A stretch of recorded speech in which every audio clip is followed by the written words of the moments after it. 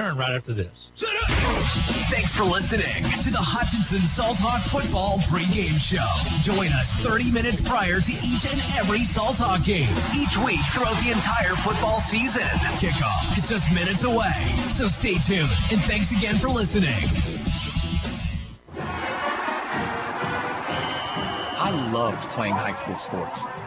I loved the competition, the camaraderie, the bands, the crowds, all the pageantry. And I wanted to keep playing, but I graduated. No colleges called, and neither did the pros. So, to stay close to the game I loved, I decided to become a high school official. You know, a referee. When I played high school sports, I learned the importance of integrity, good sportsmanship, and respect for the rules. Now, as a high school official, I get to help model these same values to others. Maybe the colleges and the pros didn't call, but the kids in Kansas did. And now, I'm enjoying the competition, the camaraderie, the bands, the crowds, and all the pageantry of high school sports all over again. This message presented by the Kansas State High School Activities Association and the Kansas Interscholastic Athletic Administrators Association. It's time for Hutchinson Salthawk Sports on BW Radio. This broadcast is brought to you in part by First National Bank, H&R Block, Pools Plus, and the Medicine Shop. Salthawk Sports is also brought to you by these Salthawk Boosters, Jackson Meat, Wynn Insurance Group, and Summit Surgical of Hutchinson. Sideline reports brought to you by Jackson Meat and Papa John's Pizza. Now your host for Salthawk Sports, Glenn Grunwald. Hi, everybody, and welcome to Gowan Stadium. It's a beautiful Friday night. I'll get it straight here. The whole week's been crazy all week long. A little chilly out there, but we're set for some football as the Maize Eagles have came to town. It's cold out there now tonight, Dan. It's still a great night for football. The AVCTL championship on the line. Yes, it is. The league championship on the line against the Maize Eagles. So excited for this ball game to get underway, and a scattering of fans throughout the whole stadium, including the Maize side. And of course, most people know that the Hutchinson school system's under the red zone, which means just only 2 tickets per participant. Those tickets are hard to come by. I saw on Facebook a lot of people were trying to come up with one here or one there, and hopefully people that got to get to the game were able to get to it. If not, watch it on the stream tonight as well and listen right here on KWBW. We're certainly glad to have you join us for all the action. We'll bring it to you in the comfort of your home or in your vehicle, wherever you might be. And if this was not an era of the pandemic, tonight's a great example of a game that there'd very likely be 3,000 or 4,000 people here at Gowan Stadium tonight. No doubt about that. Now, Maize last week, an exciting game against Derby, was able to come out a 1-point victor, 36-35. That set them up to be undefeated to take on Hutchinson. Of course, Hutchinson did not get to play Derby this year due to COVID-19 had hit the Derby football team. They plugged in Andover instead, and that's the only blemish on the Hutchinson record this year is that 7-point loss to Andover. Hutchinson last week was tied with Campus in the second quarter of play. Matter of fact, time was running down. Hutch had the ball at the 50-yard line down. It sounded like this.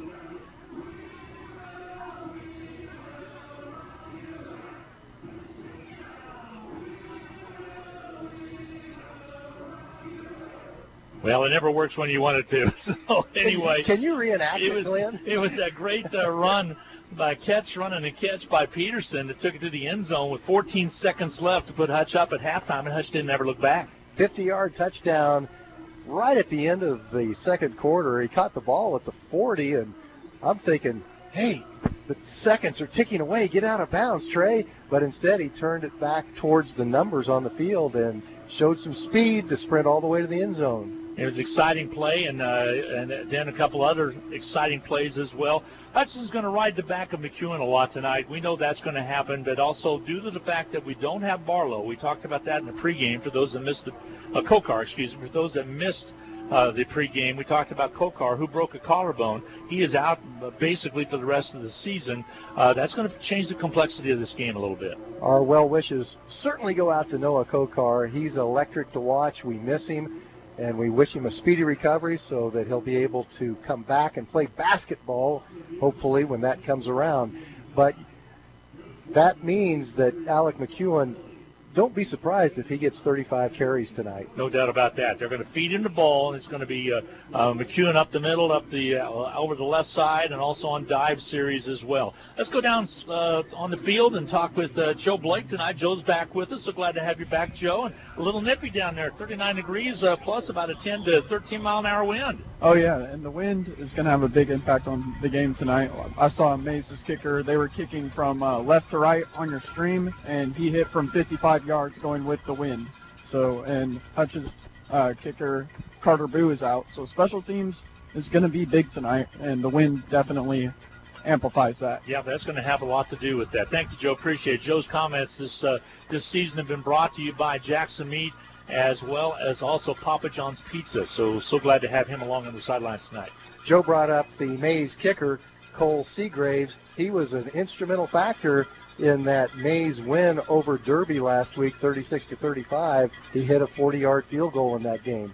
Maize will be wearing their white jerseys with red numerals, white helmets. Hutchinson will be dressed out in their all-black uniforms with the familiar blue helmet for Hutchinson, and good-looking uniforms. A lot of people talk about, hey, they can't see the numbers, but I think they're really look classy, and I know the guys like them a lot. This is the first time all season they've worn all black, and they do look sharp. The kids like them. Exactly, no doubt about that. So they are now down in the north end zone about to come to the banner, and Hutch Salthawks take to the field. We're going to get an opportunity to get about a 1-minute timeout. They'll get set for the captains to meet at the middle of the field and have the coin flip. We'll be back with more for our Maize versus Hutchinson from Gowan Stadium tonight. We'll be back in 1 minute. Hutchinson High School Sports is on the air thanks to these outstanding Salthawk boosters. Portfolio Recovery Associates of Hutchinson, Dr. Randy Smith of Appalachian Animal Hospital, the Wynn Insurance Group of Hutchinson, Summit Surgical, the Hutchinson Clinic, the Medicine Shop, and Jackson Meat. Hutchinson High School and Eagle Radio Sports thank these Salthawk boosters for their continued support of Hutchinson High School athletics. Need to send someone money? Pay a babysitter? Split the bill? Use First Pay. It is the person-to-person payment option located right inside your online banking app. There is no need to download an additional application. It is simple, safe, and secure. We're first for you. Visit fnbhutch.bank to learn more, or click on your First National Bank app to get started. You can also stop into a location nearest you, and we're happy to help. First National Bank of Hutchinson, member FDIC, equal housing lender.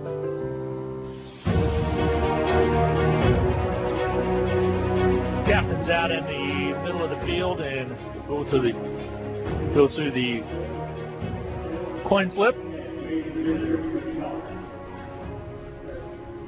Maize is going to call heads. There's the coin flip. It's tails. Hutch won the toss and probably will defer to the second half, which Hutchinson's had a lot of luck this year when they've had to defer to the second half. So Maize will be getting the football, and they will defend the goal to the south as when we get underway and kick the ball away. One score to pass on to you from 5A. It is Bishop Carroll 28, St. Thomas Aquinas 7, and that is in the second quarter of play, just about halftime already. That's an early start tonight. If Bishop Carroll can hold on in the second half and prevail over Aquinas, they will definitely move up from their 8 seeding where they were prior to tonight's games. Yeah, right now they're tied with Maize South in that 8th spot, both with 4-2 records. And Maize South with a game against Derby tonight as well. Hayes plays Mount Carmel, Cape and Mount Carmel, and Hutch against Maize, which is undefeated at 7-0. There could be a lot of movement in 5A tonight, but Hutchinson is assured a home field advantage for next week. We just don't know who we're playing. And really, all 8 teams, the top 8 teams in 5A West, are all impressive football teams this season. It's really a loaded class. If you listen to the K-Preps Kickoff show that aired prior to this on the stream, and also if you want to go to that and listen to it in its entirety, just go to K-Preps or go to HutchPost.com and click on Sports. The drop-down menu will take you right to the K-Preps page. You can click on Radio Show, and we are about set to get this football game underway as Martinez will get set to kick off, and we are just about underway to play some football in this regular season tonight as one of the field judges comes in to take his spot on the far side. So we're about to get underway. So glad to have you along tonight on KWBW, Hutchinson, Kansas. 1450 AM and 98.5 FM, as well as on the stream. Here comes the kickoff, and it's going to be taken by the up man, a pitch back. Oh, no. And they're going to give it to Sanders. He's going to try to turn the edge over there, and he's going to be stacked up hard by the Salthawks. And they finally bring him down. Actually, he's still a foot, but it's up to about the 29-yard line. You gave me an oh no. What happened there? I shouldn't have injected that. I'm sorry. I apologize. But I tell you what, when Josh Sanders gets the ball in the open field, like on a kick return, I get nervous. If you're a Salthawk fan like me, you get nervous about it. But Hutchinson did a good job of covering that kick. If you're listening in the stands or watching on the stream, you're going to see number 1 and number 2 a lot for Maize High. Avery Johnson is a fine basketball player as well. He's the quarterback, and he is only a sophomore. Josh Sanders is the running back senior. Where's number 1? Back in shotgun formation. They're going to throw it on the outside, and it's dropped out there. It could have been thrown behind, and dropping the football over there is going to be Sanders. It was a live football. It sure was, and he was able to jump on it. Loss of a couple yards on the play. Back it up, too. It'll be second down and 12. Derby came out with 4 receivers split out. Maize came out with 4 receivers split out wide to the right to try to get some lead blockers. Yeah, trying to get some lead blockers over there, and they kind of set up in the same position. Now they put Sanders in that left slot. In shotgun formation is going to be number 2, Avery Johnson. Johnson gets the snap. He's going to option and keep it himself. He's going to be wrapped up and thrown for a loss. Back to the 20-yard line. Hutchinson coming with defensive front, doing a good job out there. And in there was Hopper to make one of the stops. He had some help out there as well. 2 plays, 2 tackles for loss. You got to love that if you're a Salthawk football fan. Third down and 14. Defense coming up huge early. Big down right here, and they'll go with Sanders in the backfield this time. Johnson looks over, gets the sign. They're undefeated at 7-0, and they went undefeated last year. They're a good football team. Johnson, the quarterback, barks out the signals, gets the snap, back in the pocket, wants to throw the football, arches it across the middle. It's going to be knocked away. Defensive coverage back there by Mad Dog Hennahaw, as well as back there also is Hackney. That pass was intended for Bryce Cahoon. That's a familiar name to Hutchinson residents, as the Cahoon family moved from Hutchinson to Maize last year. Yeah, Cahoon, a sophomore, wanted to get a little bit different opportunity, and they decided to move to the Maize system. Of course, Peyton now at KU ties to with his business here in Hutchinson, the Cahoon Kinesiology. They're going to punt the football away. They'll get a good kickoff. Hutchinson's going to get away from the football. It's going to bounce at the 50 in this Hutch territory all the way down and rolls to the 46-yard line. So Hutchinson will have the football. 1st and 10, good field position for the Salthawks.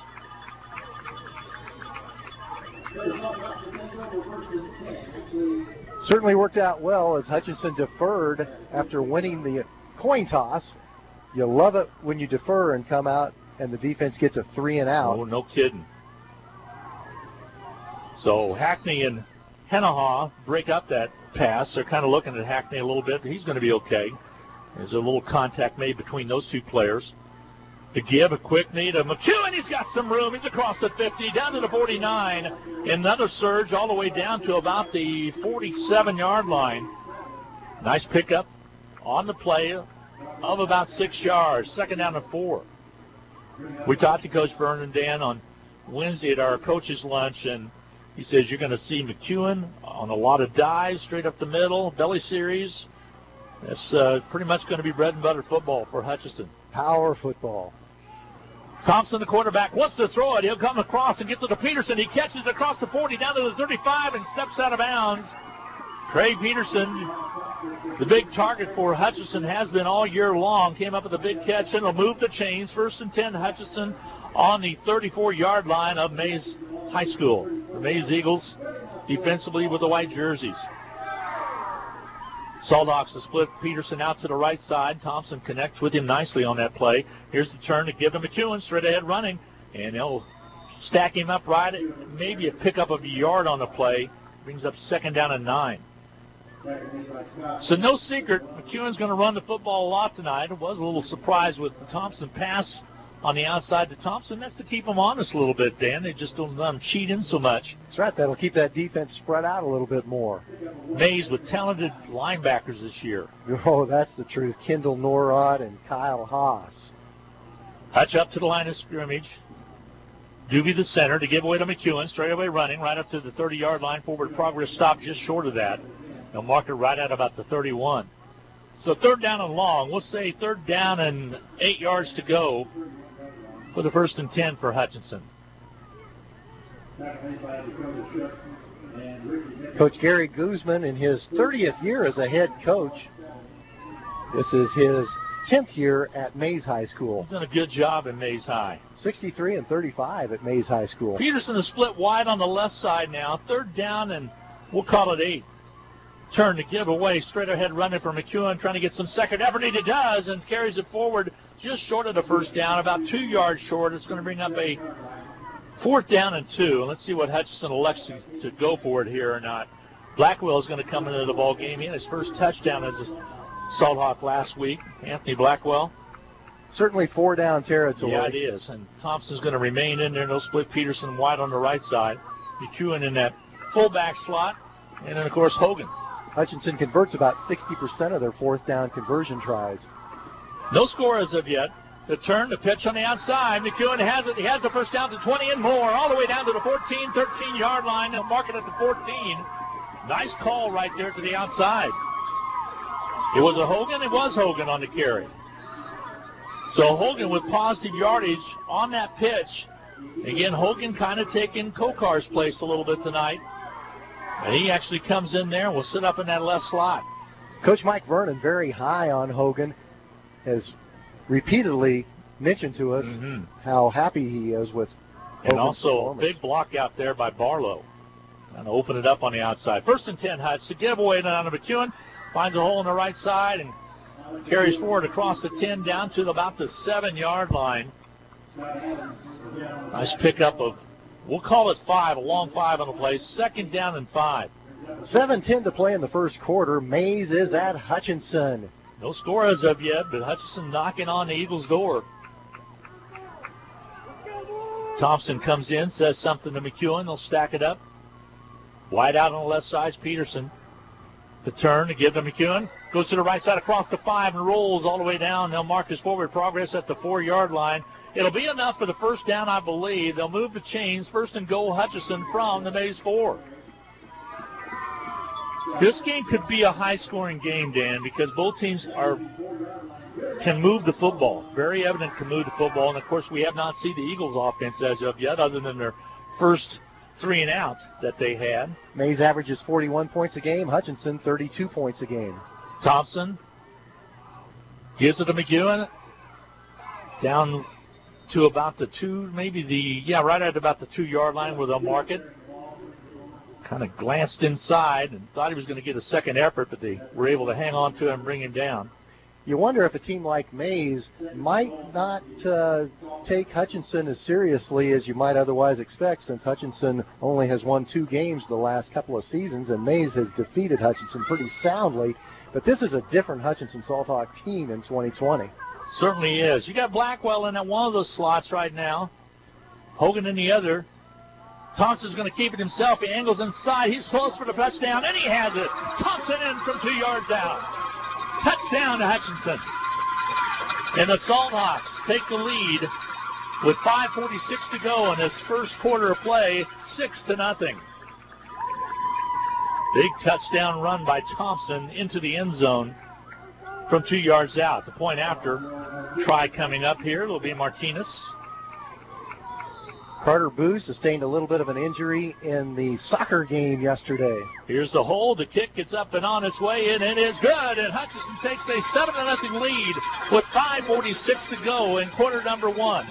Over to Maize Eagles. We'll take a quick 30-second timeout. We'll be back for the Salthawk kickoff coming your way right after this. It's football season, when the weather is warm one day and cold the next. Stay ahead of cold and flu season by drinking plenty of liquids, getting enough rest, and keeping your hands sanitized. Come see the friendly folks at Ashcraft Pharmacy, your locally owned Health Mart pharmacy, for over-the-counter medications to help alleviate symptoms. And if you need a prescription, we offer free mail-out, free delivery, or call ahead for our handy curbside service. Go Salthawks from Ashcraft Pharmacy in the Hart Shopping Center, South Hutchinson, and Health Mart, caring for you and about you.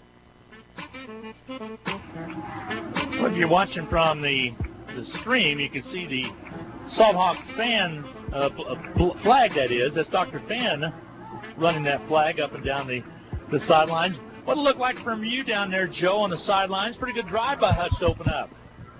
Yeah, it was a good drive, and there were a couple little shaky handoffs to start the game, but I mean, you couldn't tell because there's 7 points on the board, so good for the Salthawks. Nice job on the option run.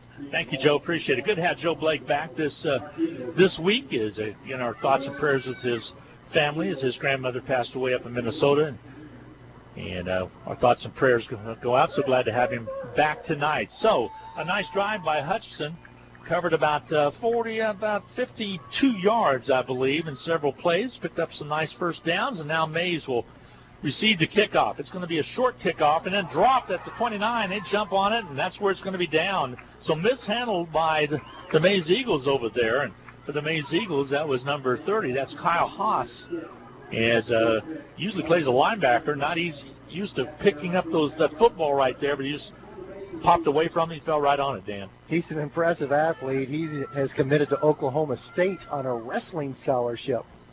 So Maize back on the field. Their offense now, they'll go with, again, Avery Johnson, the quarterback, and he'll be set up in the pistol. He gets the snap, the turn to give to Sanders. Sanders stutter steps at the line, and he's dropped right at the 30-yard line. Picked up maybe about a yard on the play. 2nd down and 9. Good job defensively for Hutchinson as Waymeyer was in there to make a stop. David Waymeyer, an impressive senior year for that young man. He's played well. He's a captain on this Salthawk football team. Johnson gets set again out of the pistol to turn to give to Sanders, and he stutter steps, has some room. He's into the open field at the 40, all the way up to the 45, and spinning, and all the way to the 47-yard line. That's where they'll mark the knee stop. And a 1st and 10 for Maize. And Sanders shows how dangerous he is in the open field. He had a touchdown run last week against Derby that would have been worthy of any highlight nationwide. Pistol formation again. Sanders with the run again. He'll take it up to the 50 and be stopped there. And if Hutch can make first contact and get him down after maybe a pickup of a couple yards, which is what this is going to be, it'll be a pickup of actually pretty good yardage. 5-yard pickup makes it 2nd down and 5. He's the type player you want to catch him at the line of scrimmage, because once he gets a little bit of open space, he's just so hard to tackle. 2nd down, we're going to say 6. 2nd and 6 from the 49 of Hudson. They want to throw the football. Connection is made at the 40. 1st and 10 for the Maize Eagles as he's finally dropped at about the 36-yard line. They'll move the chains. Nice catch over there by the Maize Eagles. Justin Stevens, 6'1", 188-pound sophomore. He's an impressive receiver. Has a lot of big plays this season to his credit. Quick no-huddle offense by the Maize Eagles. Avery Johnson, the turn to Sanders, hard running up and gets across down to the 30-yard line, and contact made there. Pick up of about 6 on the play. Brings up a 2nd down and 4. Early scores, Heston on top of Clearwater, 3-0. Dodge City, 7-0 over Ulysses. Andover, 7 over Goddard, 7-0. And also another score, McPherson, 6. Augusta, 0. First quarter action. So 2nd down and 3 to go for the Maize Eagles. Across the middle, catch is made by Cahoon, and he's corralled and dropped after the 1st down catch. They'll move it. Hackney with the stop. They'll move it up to about the 17-yard line. So Maize moving the football down the field, and that's where I referred this could be a shootout. Of course, adjustments will be made by both sides. Nice catch by Cahoon. Avery Johnson, such a polished sophomore quarterback. 1st and 10 for the Maize Eagles. Johnson back to pass again. Lets it go on the outside. Has a receiver out there. Incomplete pass. Intended again for Justin Stevens.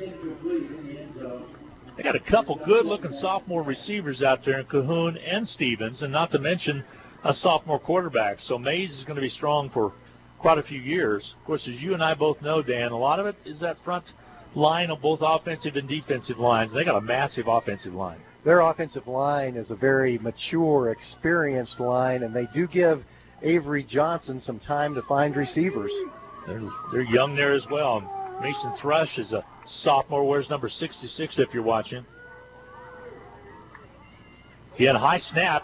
Avery Johnson brings it down, catch is made, and across the 10 all the way down to about his forward progress to about the 7-yard line. Short of the first down by a yard. It'll bring up a 3rd down and short situation. Sanders over on that far side as well. Substitutions, they'll split Cahoon on the left side in the slot. And a 3rd down and 1. Sanders in the backfield. Avery Johnson, the quarterback. Hutchinson trying to get a stop here. 2-down territory. Here they come. They give it to Sanders. He'll dance into the end zone. Sanders with a touchdown from 7 yards out with 2:47 to go to pull the Maize Eagles within 1.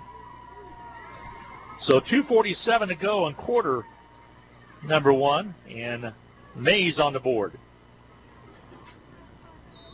So Sanders with an impressive run, and you're right about him, Dan. He's a good-looking running back. He just made a very nifty, subtle cut right at the line of scrimmage, and it forced Hutchinson to miss the tackle, and then he was just gone in a heartbeat. Extra point is down and up and on its way, and it is good as Cole Seagraves makes the extra point. And it is 7-7 tie, all locked up at 7-7. We'll take a 30-second timeout. We'll come back for the Maize kickoff right after this. Forward, always moving, never stagnant. Together, nothing great is ever accomplished without it. At Fee Insurance Group, we've been working side by side with our clients for more than a century. Together with individuals, organizations, and communities, we look ahead to protect the people, places, and things they love. We're Fee Insurance Group. Forward, together.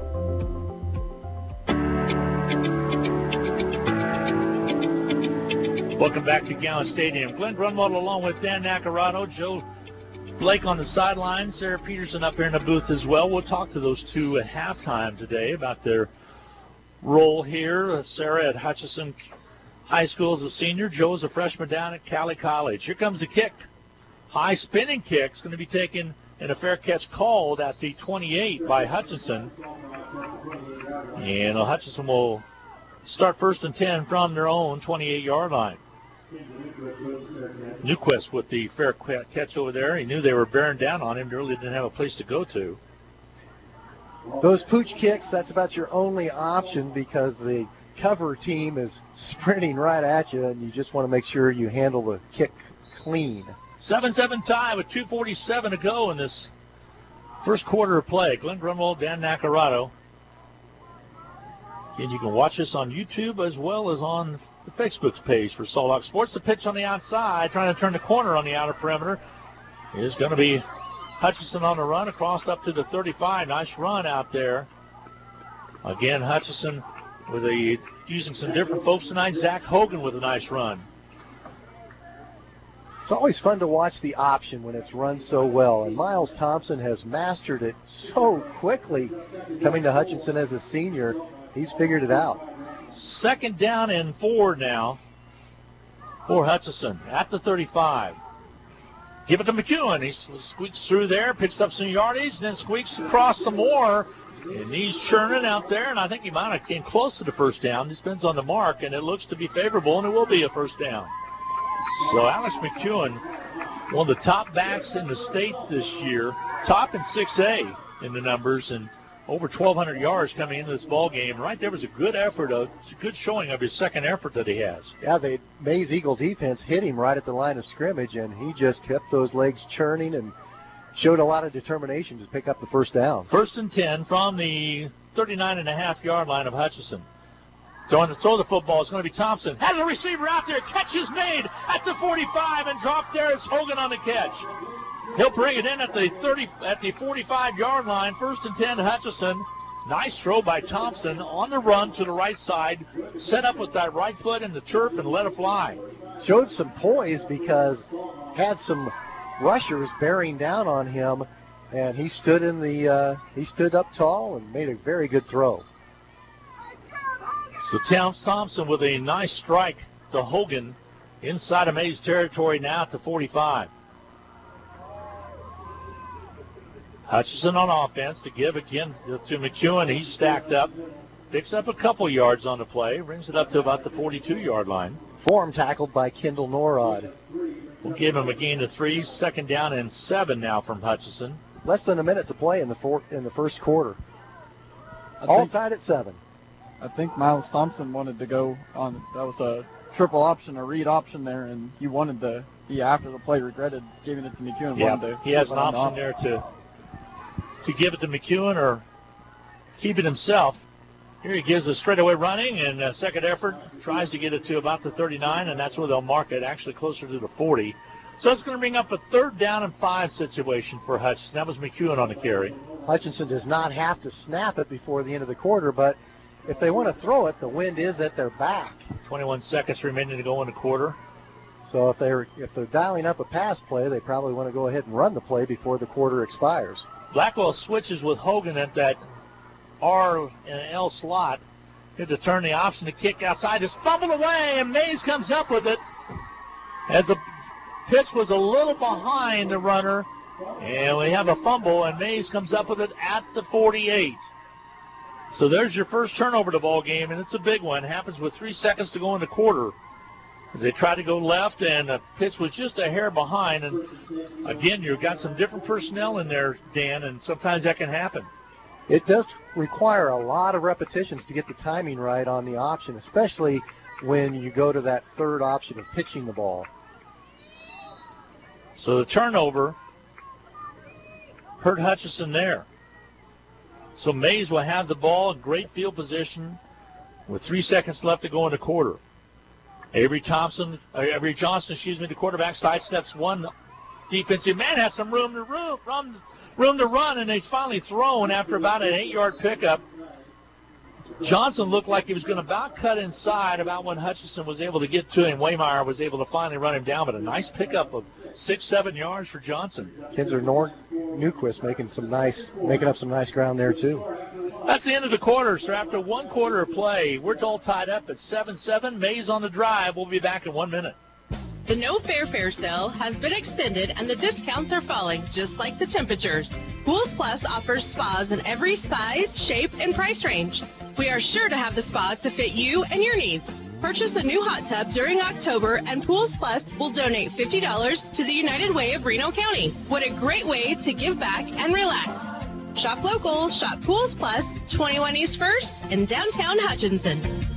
Call us at Pools Plus.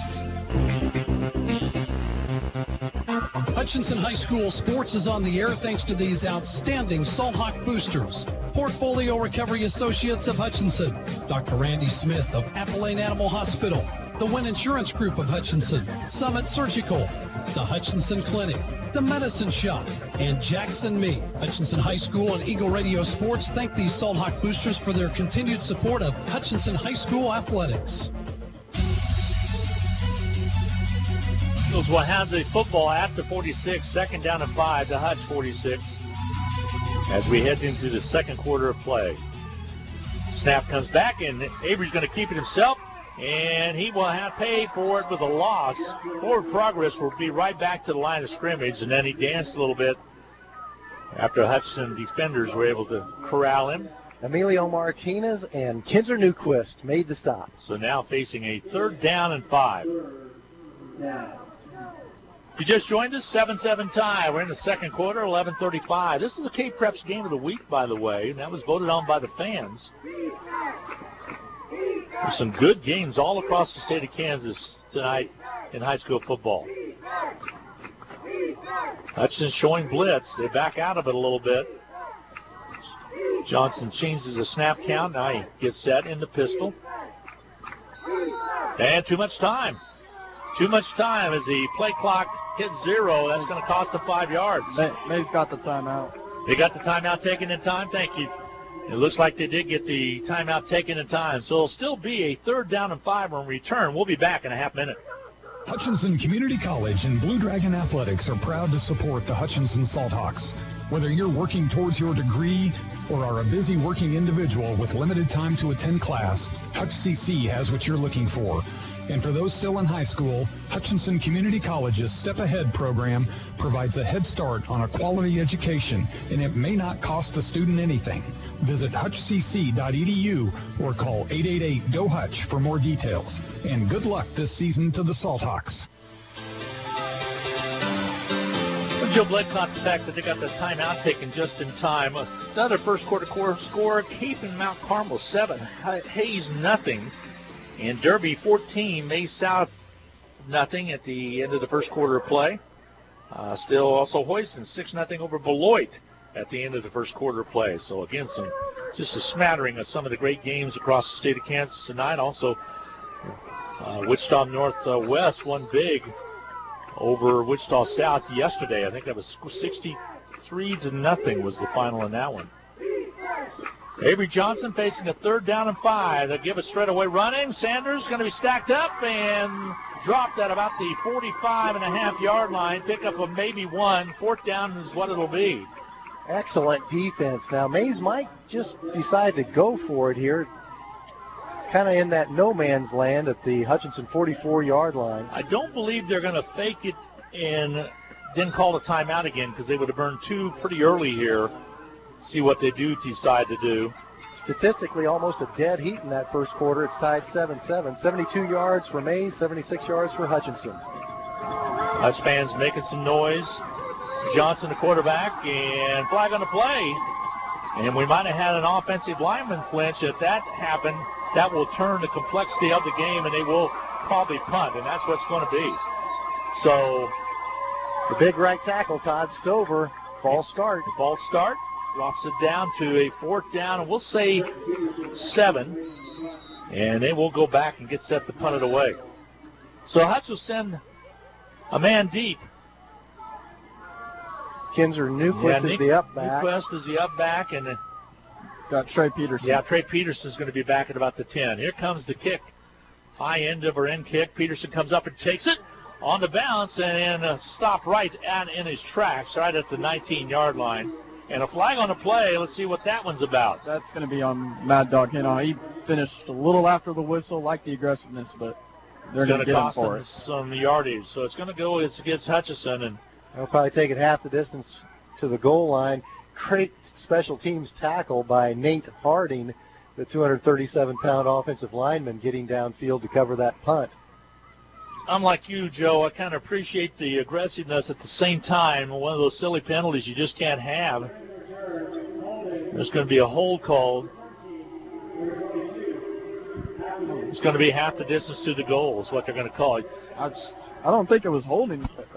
I mean, I guess if that's what that's the same result. Call, same result, so they're going to mark it right at the 10-yard line. So 1st and 10 for Hutch at their own 10-yard line. Big stop by that Salthawk defense again after the offense turned the ball over. The Hutch defense came up big. 10:09 to go in the second quarter of play. We're tied at 7 apiece.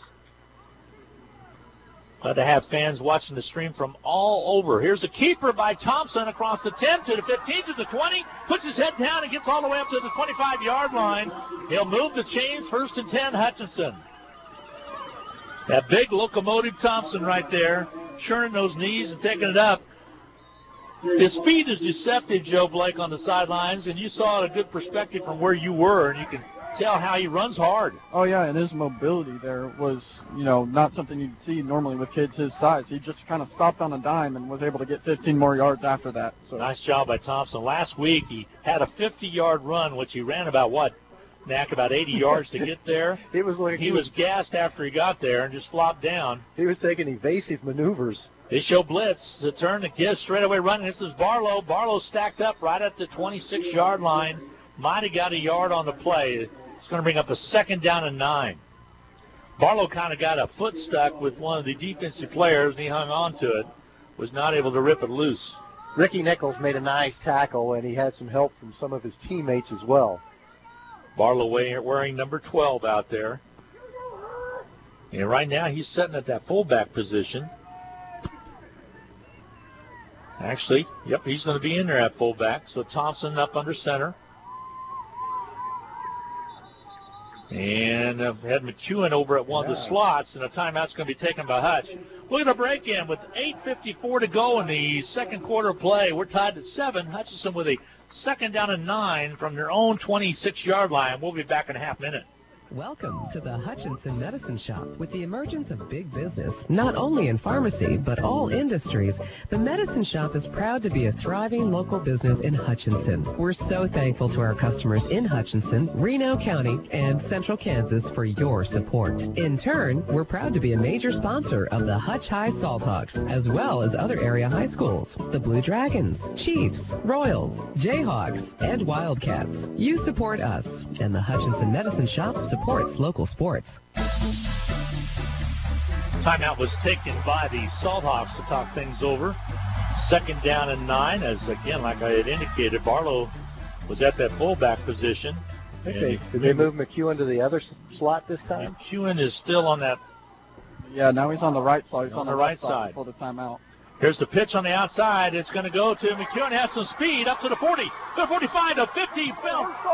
And brought from behind. They wanted a horse collar call and didn't get him. And Mcewen rolls all the way to the 45-yard line. And they did get the horse collar. And they did get the horse collar. So there's the flag. Thank you, Joe Blake. 29-yard gain before they tack on the penalty. Tell you what, he's a stud. I'm telling you right now. He can run the football, so you college coaches better pay attention. When this kid doesn't give up. When the Salthawks put Mcewen at the R or the L, they're planning to either pitch it to him or pass it to him, most likely. They'll mark it to the 30. That'll be a 1st and 10 from there. Hutchinson on the march right now. We're tied at 7 apiece. And Mcewen now will move back to the fullback position. And back in there for Hutchinson in one of those slots is Zach Hogan. Turn to keep by Thompson. Out a pitch to Hogan on the outside, 30, down to the 20, and all the way down to the 18-yard line. Nice run by Zach Hogan. Hutchinson runs the flex bone option, and it's choreographed so well. Everyone doing their job. When they keep the right spacing and everybody runs full speed, it's almost like watching a ballet company dancing. Just about. There was a time when Randy Drowning was the head coach here that this was the only offense in the state that was running that. Now a lot of teams are running that, and I think they see the versatility that you can have when you have talented athletes. You're not queuing on just one person. You got to watch at least 3 different people, and 4 included the quarterback. Gibbs straightaway running backwards all the way down to the 10-yard line is Mcewen. He was tripped up at the 15, but then kept his balance and backpedaled all the way down, and they'll mark it right at the 11-yard line. Nice pickup by Mcewen. Well, imitation is a sincere form of flattery, and when a team wins 7 state championships at the 5 and 6A level, a lot of other high school coaches take a look and say, hey, maybe we can do that too. Now, this offense that Hutchinson has a little variety. They got a little Air Force mixed in there. Coach Vernon did some traveling this summer and saw some other Division I's that are using it. Here's the pitch on the outside. Turns the corner, trying to get into the end zone. Touchdown, Hutchinson. Hogan with the run. That came from 11 yards out with 7:10 to go in this first half of play. We're in the second quarter. So Hutchinson with the score. 7:10 to go in this first quarter.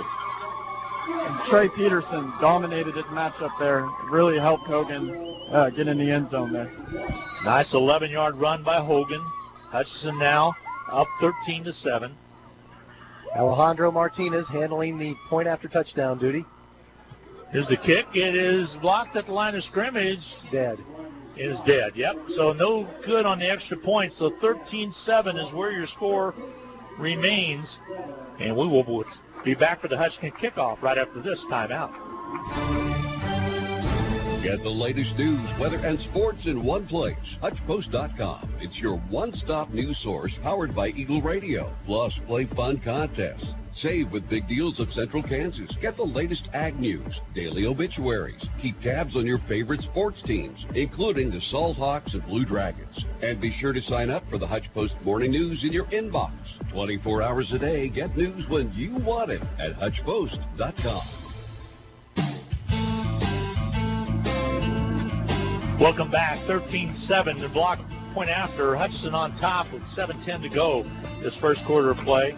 Another local score for you. Pratt 21, Nickerson 7. Also Salina Central 14, Salina South 0. That's for the battle of down at the lower part of the 5A standings. It could make a difference in who plays who. Right here, it's 13-7, Hutchinson with the lead. Great run by Hogan.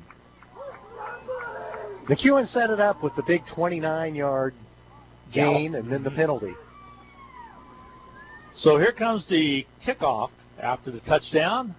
Squibbs and hits at the 40, picked up the 30 by one of the upbacks, and he's going to get out to about the 40-yard line and then a little bit more. Let's see where they mark him out of bounds at. That's a good mark all the way up to about the 47-yard line for Maize. So 1st and 10 for Maize from their own 47-yard line. That was Kyle Haas, the linebacker, who is going to Oklahoma State to wrestle. He's a fantastic athlete. Tough guy to tackle. Salina South and Salina Central are both down at one's 1-5 and the other one is 1-6 down the bottom part of the 5A rankings. So one of those will move up and could move up several spaces. Pistol formation now for the Maize Eagles. Avery Johnson, he's a good one. Turn to get to Sanders. Dances to the right. Kicks outside. Now he's going to go around the right side. Gets about 5-6 yard pickup. Goes back to his left. Still on his feet. Still on his feet into the open field all the way down to the 35-yard line.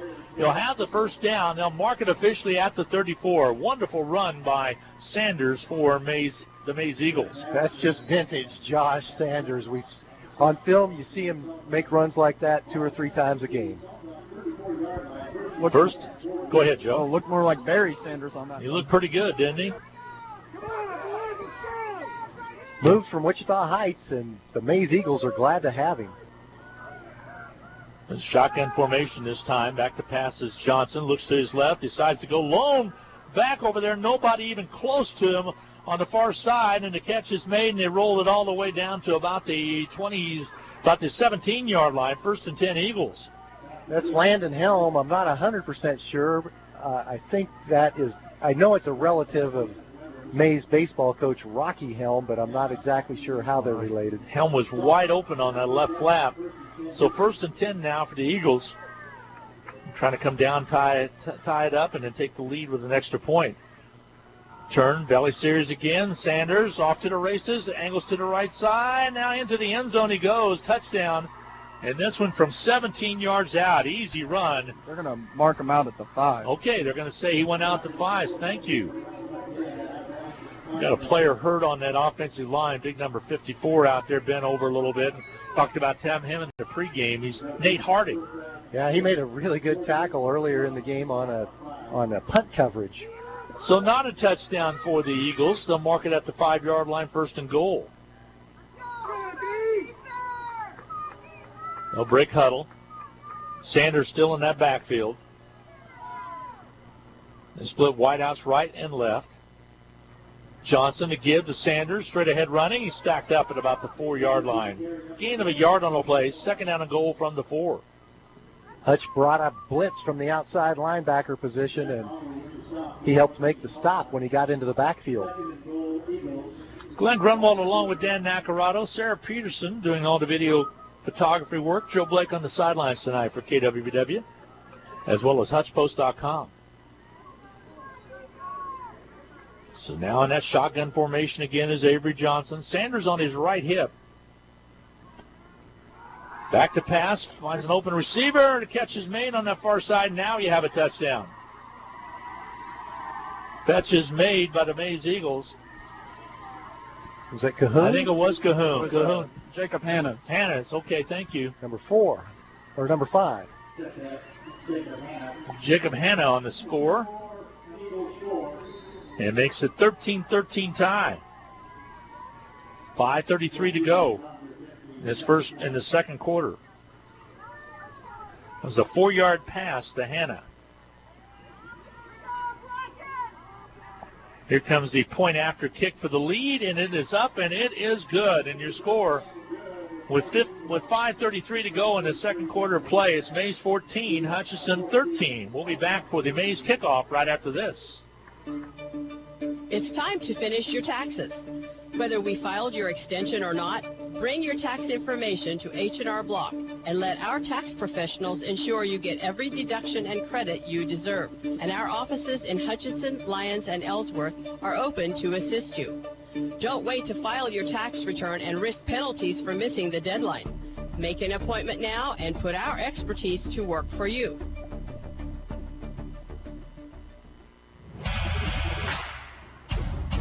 Hi, everybody. Welcome back. 5:33 to go in the second quarter of play. Maize took over on a short field at their 48-yard line and marched right down the field. I thought they had a touchdown earlier, but it was out of bounds at the 5-yard pickup to the 4, and then it passed to Jacob Hanna from Johnson. Was good for 6 on the board, and they take a 14-13 lead. Ball goes into the end zone on the kickoff, and it'll be a touchback for Hutchinson. Freshman JV seasons have been over now for about a week, and I want to send out a big welcome to the 11 freshmen who have moved up to the varsity sideline this Friday night. Saw Cannon Kroll was out there on that kick return team. He's a freshman. He's going to be an outstanding football player. A kid by the name of Daniel Hernandez that I'm pretty high on, and also Zion Burgess is going to get some action, I believe, tonight. Freshman class went undefeated. Hutchinson sets it up now on their own 20-yard line, 1st and 10. 5:33 to go in the quarter. Gives to Avery running, another 5-yard pickup for Mcewen. Brings up a 2nd down and 5. Mcewen gets stronger as the game progresses, so keep that in mind in the second half. And I tell you what, Hutch has trailed every game they've been in this year. Dan, they took that lead 7-0. That's a rarity, actually. They've trailed on most of the games they played, so being behind only by 1 is no big deal to the Salthawks. Give again, straightaway running. That's Mcewen. He's still open across to the 31-yard line, gets that 1st down. Second effort right there, and you can really see that on that run. He almost always breaks the first tackle or two. It's just uncanny. There he bounced to the outside and then accelerated. 1st and 10 Hutch. Ball on the 32-yard line. Hutchinson simplified things this year, and Dan, I think that made a big difference with the blocking schemes up front, especially. Well, the offensive line has been fantastic. Here's the pitch on the outside. They're going to turn the corner on their right wing, all across the 35 up to about the 36-yard line. Flag on the play. So let's see if this one's coming back or not. I think illegal motion will be the call. And Hogan was the ball carrier. So the shift's going to go against Hutchinson on the illegal shift. They'll march it back to the south. Barlow comes in now into the lineup. It's fun watching these two teams play each other because they have such contrasting style. Maize with the spread them out, pass it about every other down type attack. Hutchinson with the power running attack and occasionally sprinkle in a pass. Barlow's going to set up at that fullback spot now. Mcewen on that left slot. They'll split a wide out on the left side and one on the right. Back to pass. The catch is made by Hogan at the 32, and he's thrown forward. Pick up a positive yards up to about the 32-yard line. Let's see if where they mark it. So he got it back to the original line of scrimmage. He's 2nd down and 10 now. Both Maize and Hutchinson with very similar paths throughout this season, beating the same opponents by about the same type margin. Both teams battling back from deficits late in games to win. With the exception of the Maize Derby game. Turn, giveaway, straight away, running Barlow. He's open to the 40, to the 45, up to the 47-yard line. 1st and 10, Hutchinson. Barlow rips one off all the way up to the 47-yard line on a quick opener. Straight up the middle.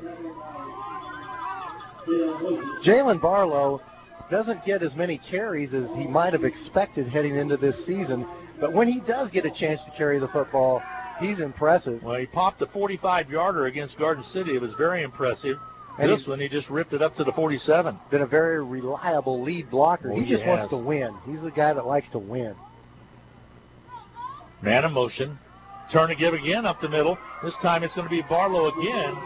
Mcewen again, all the way up to about the 42-yard line. So they're switching off Barlow and Mcewen in that fullback spot, and it's working. This will move the chains again all the way up to the 42 of Maize. So Mcewen will stack up at that fullback spot. They'll move Barlow to the left slot this time. Hogan on the right slot. Thompson still the quarterback. Whiteouts on Twins on the top side. On the far side. Turn to give to Barlow on a belly series across the 40. Runs hard all the way down to the 38-yard line. Picks up 5 on the play. 2nd down and 5 for Hutchinson.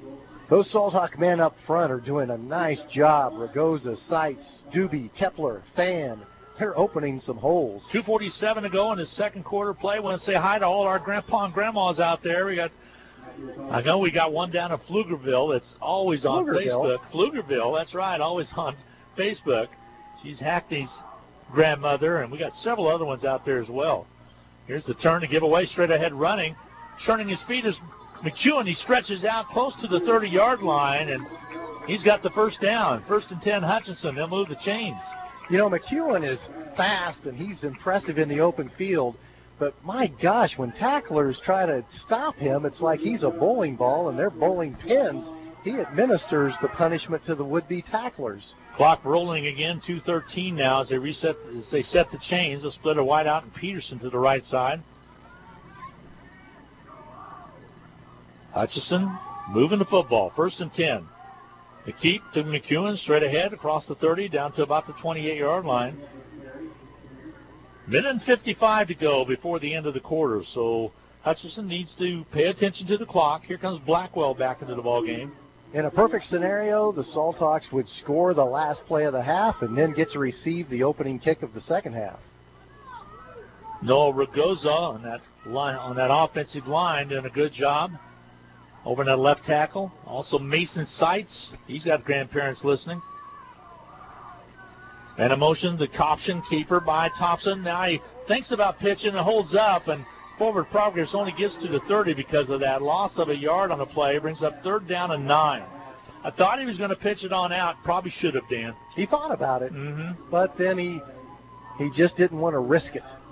You know, and sometimes when a tackler is draped on the quarterback, they just don't have the ability to have that arm freed up to make the pitch. So now here's a big 3rd down call for Hutchinson.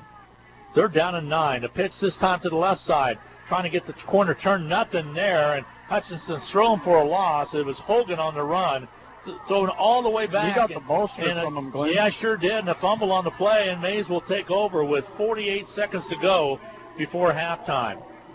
You're exactly right, Joe Blake, as he was trying to get some extra yardage or get something done, the ball was stripped away, and that's your second turnover to the ball game. It goes against the Salthawks. So at the 37 will be Maize. They have 48 seconds to see if they go along with the strike or not. With a passer of Avery Johnson's caliber and receivers with their capabilities, Maize does have an opportunity to move at 63 yards in 48 seconds. So 1st and 10 right now for the Eagles. 48 seconds remaining to go in the second quarter of play. They're going to go with a quad set on that top of the screen on the left side, on the far side. And a single wide out on the bottom. Johnson, the quarterback, wants to throw the football. He's going to go long as a receiver out there. Incomplete pass, just out of the outstretched hands of number 5 out there, Jacob Hanna, who already has a touchdown on the night. That time, Maize brought all the attention to the left side of the field with 4 receivers out there and threw it back to the right side of the field where they had man-to-man coverage. And all that yardage, although it was an incomplete pass, stops the clock with 41 seconds remaining to go in the second quarter. 2nd down and 10 for the Maize Eagles. Same formation. Go with the diamond set on the top. This time Johnson's looking at him. Now he scrambles out of the pocket. It's going to be pursued by several Salthawks. He throws it across the middle. Incomplete pass. Would have been caught, but it came off the fingertips of the intended receiver, which was Sanders. Dangerous pass as Johnson scrambled to his right and then threw the ball right back to the center of the field. That is a recipe for an interception. And that it just about was. They'll set up offensively again. This time trips on the top side, on that far side. A single receiver down on the lower part on our near side. Back to pass. Avery Johnson looks up, throws, goes long. Yes, Hanna out there, and he makes the catch.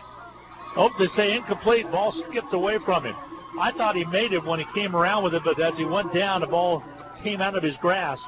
Incomplete pass brings up a 4th down and 10 call with 23 seconds remaining to go before intermission. Once again, that Scott Yanis Salthawk defense comes up big after the turnover. Hutchinson did not let Maize go anywhere at all.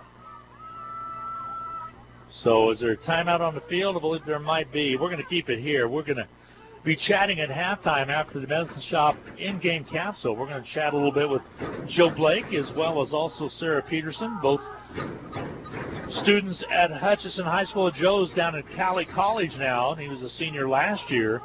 Sarah's a senior this year. They've been part of our broadcast team for the last couple of years. Several years to be exact. So Sarah's been doing this for 6 years. Her sixth year behind the camera.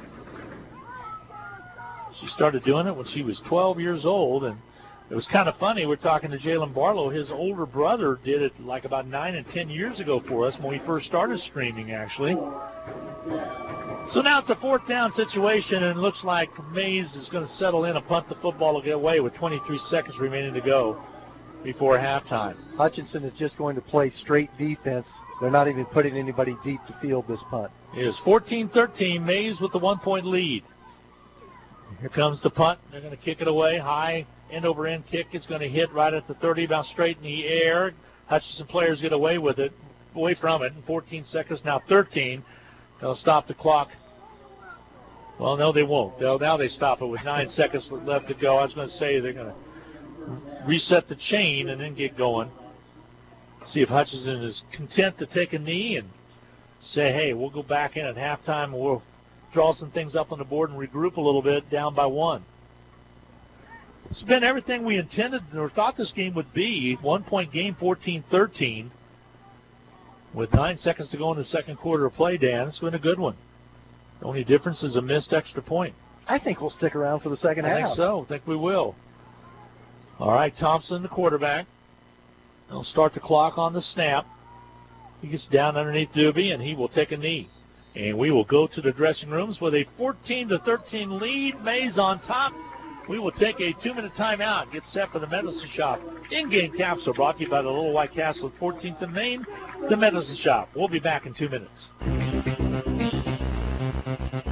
Hutchinson High School sports is on the air thanks to these outstanding Salthawk boosters. Portfolio Recovery Associates of Hutchinson, Dr. Randy Smith of Appalachian Animal Hospital, the Wynn Insurance Group of Hutchinson, Summit Surgical, the Hutchinson Clinic, the Medicine Shop, and Jackson Meat. Hutchinson High School and Eagle Radio Sports thank these Salthawk boosters for their continued support of Hutchinson High School athletics. Need to send someone money? Pay a babysitter? Split the bill? Use FirstPay. It is the person-to-person payment option located right inside your online banking app. There is no need to download an additional application. It is simple, safe, and secure. We're first for you. Visit fnbhutch.bank to learn more, or click on your First National Bank app to get started. You can also stop into a location nearest you, and we're happy to help. First National Bank of Hutchinson, member FDIC, equal housing lender.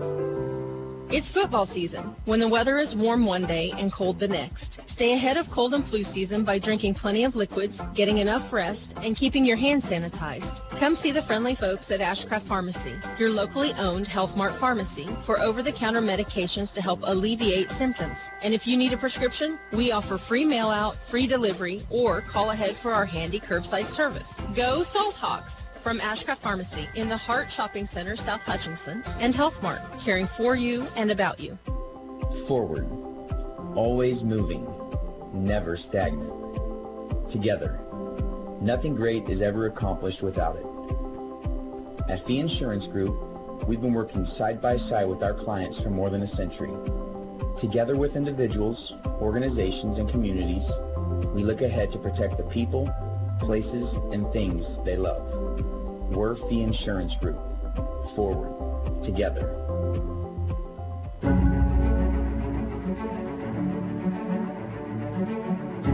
Welcome back, everybody. Welcome back to Gowan Stadium. We're at halftime, 14-13. Maize High on top of the Hutch High Salthawks. at intermission as a missed extra point, the difference in this contest. Maize came back to take the lead at 14-13. It's time for the Medicine Shop in-game capsule. Brought to you a Little White Castle at 14th and Main. I was in there the other day, and Rich said, hey, we do have the heavy-duty HD shot for the flu shot in. So if you haven't got your flu vaccination, you need to get in that done. Also, pneumonia vaccinations, shingles. The Shingrix is the new vaccination for that. They've got that in as well. Don't forget to talk to one of the pharmacists about the CBD oils that they have. They go with a whole variety that can really help you, especially with arthritis, help you with high blood sugar and some other identifiable factors that kind of start to affect you when you get a little bit older. It can affect you when you're young as well. It's the Medicine Shop. They'll deliver. They do a little bit of everything at 14th and Main. I was into a physician the other day, and of course the nurses ask you, what's your pharmacy? I said, a Medicine Shop. And she said, a Little White Castle at 14th and Main. I said, you are so true. Hey, this game started off with 5:46 to go in the first quarter play. Hutchinson scored with a 2-yard run by Miles Thompson. The point after was good, made it 7-0. Maize came down and answered at the 2:47 mark of the quarter with a 7-yard run. Run that make it 7-7 tie, and then you had a Hogan touchdown, 11 yards out, second quarter action for Hutchinson. The point after was not any good, made it 13-7 Hutchinson. Then you turn around with a Jacob Hanna catch, a 4-yard catch for the touchdown from Avery Johnson to make it 13-13. The point after was good, and there's where we stand, Dan, at 14-13, Maize with the lead. Well, and Hutchinson has been dominating this first half statistically. 199 yards on 33 plays compared to just 127 yards on 23 plays for Maize. Maize had to punt the ball 3 times because of that Salthawk defense coming up big time and time again. Hutchinson never had to punt in the first half, but unfortunately turned it over with 2 lost fumbles. Alec Mcewen has gained 69 yards on 15 carries. Zach Hogan, 60 yards on 8 attempts and a touchdown. Miles Thompson has the other touchdown rushing the ball for Hutchinson. For Maize, Josh Sanders pretty well contained in that first half. He did gain 56 yards, but when you look at a player of his caliber, when you can hold him to 56 yards and 1 touchdown, you're pretty happy with that. And on the defensive side, Maize with Scott Adams, 9 tackles in that first half. Ricky Nichols has 7 tackles. Hutchinson, Ben Patterson, and Kinzer Newquist with 4 tackles apiece. And that is your Medicine Shop in-game capsule brought to you by the Little White Castle at 14th and Main. Just stop on by and just talk to them a little bit about, especially about the upcoming next year with what insurance you might be on, Medicare Part D. You might be able to, they'll plug in your prescription and tell you especially what your copay will be and exactly what insurance will be the best for you going forward. Again, as I mentioned, they deliver. They do it all. The Medicine Shop at 14th and Main. 14-13 at halftime. Maize with the lead by 1. We'll take a quick 1-minute timeout. Come back, and halftime will continue right after this. The No Fair sale has been extended, and the discounts are falling, just like the temperatures. Pools Plus offers spas in every size, shape, and price range. We are sure to have the spa to fit you and your needs. Purchase a new hot tub during October, and Pools Plus will donate $50 to the United Way of Reno County. What a great way to give back and relax. Shop local, shop Pools Plus, 21 East 1st in downtown Hutchinson. Call us at Pools Plus. Hutchinson High School sports is on the air thanks to these outstanding Salthawk boosters. Portfolio Recovery Associates of Hutchinson, Dr. Randy Smith of Appalachian Animal Hospital, the Wynn Insurance Group of Hutchinson, Summit Surgical, the Hutchinson Clinic, the Medicine Shop, and Jackson Meat. Hutchinson High School and Eagle Radio Sports thank these Salthawk boosters for their continued support of Hutchinson High School athletics. Hi, everybody. Welcome back to At Halftime. Hutchinson trailing 14-13 at halftime. Now joining me in the booth is Sarah Peterson as well as Joe Blake, our other 2 of our broadcast crew. So glad to have you guys along. And, Joe, I'll go first with you. You're down at Cali College now. You graduated from Hutchinson last year, and you're playing tennis down at Cali College. How's everything going down at Arc City? Oh, well, it's going great. You know, learning a lot on the tennis court and in school, and getting some good opportunities with Cali College's mass communications program. Meg Smith does a great job with that. Okay. And then the tennis program, a lot of good new competition and I'm getting the people from all over the world. My roommate, he's French, and got a lot of people. Okay, now whoa. Back up. Do you know French? Can you speak French? I have. Are you learning? Bonjour and a couple other basic terms down, but other than that, yeah. Escargot. See, I don't even know that. I mean, we're struggling. So. Okay, and of course you were looking for a tennis program. We were talking to you here to try to keep you here and become a Blue Dragon, but you were looking for a tennis program, and Callie came calling, and you're on that team. And have you guys been having matches? What's the situation with COVID-19? So right now we're kind of in the normally it would be like a fall individual season and a spring team season. And kind of like golf that does both the spring and the fall, yeah. Right, yeah. And so we've had a couple like scrimmages with other schools. But we only had, I think it was September 15th, and we've got until November 15th to do any competition. So mass communications is what you're planning on going to? And yeah, I'll want to hopefully be in a broadcast booth, be half of what you are up here. So exactly, you do a good job, and you've had your eye on that for some time. Thoughts after Cali? I know you probably plan on being there for 2 years, or things go right, maybe you get out a little earlier. But what's your thoughts? There's a lot up in the air. We got to see how tennis goes, and what opportunities come after that. I'm looking at K-State. They've got their mass communications and journalism program really close together, and that could be good. Your grandpa just fell over. Yeah, my grandpa Dave did fall over. KU is still much in consideration. I mean, it's down to KU and K-State if it were strictly academics, and a lot of it is academics, but if tennis comes calling, it's going to be hard to say. I say that because your grandfather, you've always told me, is a huge KU fan. Yes, huge KU fan. My grandpa Dave, he graduated KU 1962 and then law school in '65. Was there during Gale Sayers' time when he was he was there when Gale Sayers scored twice. John Hadel. Yep, against Oklahoma. When 15-14, he always tells me about that. Tells about that game. Well, that's outstanding. So, the big jump to college, and Cali College is the college level quite a bit different, Joe, compared to the high school. What's really different? Oh, are we academics or tennis? Yeah, both.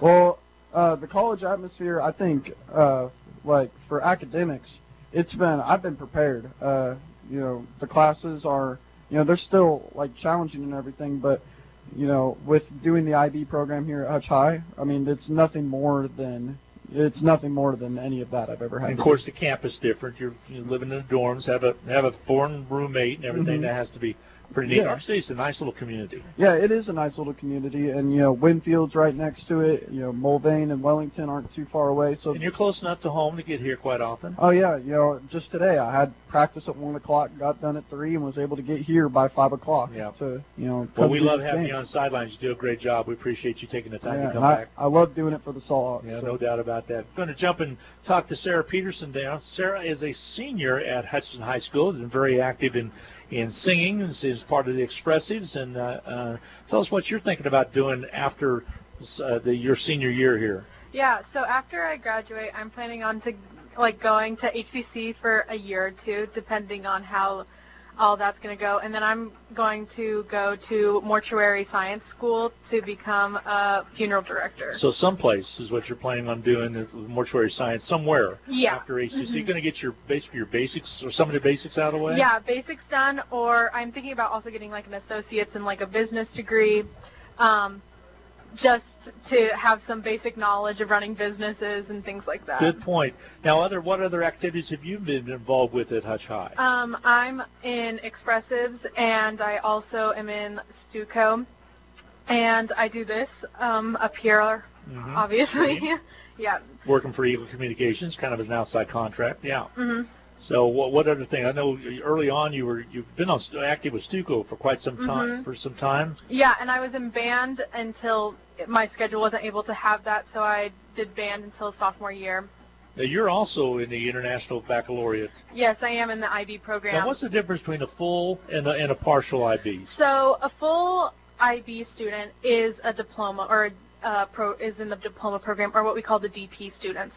And it is a very rigorous course. It is almost all of their normal classes, but in a accelerated, high-level class setting. And it makes you a rounder student as a whole, because we talk about some really difficult issues in something called TOK, Theory of Knowledge, where we really explain and question what we know in the world and how we know that, to like biology, where we're going very in-depth in different parts of it. And I was able to do the full IB program last year, and it was really great. I absolutely loved my time there.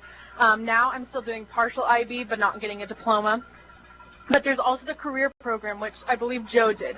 And the career program is where they focus those teachings and lessons on the career of their choice that they want to go into. Makes it pretty interesting. That's, like you said, really helped you when you prepared you for college. Right, and Janie Patterson does a great job with that. She teaches the class that all the CP students are in. And, she does a good job. Her son, Ben, out here is doing good things for the Salthawks. So. Which one is it that you have to kind of do a special project when you're a senior? Is that the career? Yeah, that would be Mrs. Patterson's class. Okay, because I remember having to help somebody with that did a run for, like, leukemia or something. Had to put it all together, did all the advertising and everything with that several years ago. Right. And was able to get that person on in an interview situation with BW and do some of that. So awesome. Sounds like you're pretty busy. What do you like to do in your free time? Well, which you don't have too much of. Yeah. So with all this kind of stuff going on, we're staying at home because it's we're staying home remote. because it's remote, and so free time is basically at home, and it's a different process going and transitioning from at home learning and school learning, because it's the way teachers teach is really great, and they are able to flip-flop back and forth, but the classroom is where I personally like to be to learn, and so being at home is just different. Okay, and not one of your other IB teammates is playing is Mr. Fan down on the field as well, Jonathan. Yeah, John Fan is a full IB. He's going diploma this year, and so he's in full IB right now, which is, I can't imagine playing a sport on top of this, but many do. So he does it. So, well, thank you very much. Thank both of you. Again, Thank you. Sarah, along with Joe, we appreciate having both of them along tonight, and they're doing a great job. Just want a couple of the fine athletes and students that we have at Hutchinson High School that do a little bit of everything, Dan. I might have dozed off there for a second, even though it was a very exciting interview. Did I hear where Sarah Peterson might be going to college next year? You haven't? Well, yeah, Hutchinson Community College. I thought I heard. And did I hear a certain?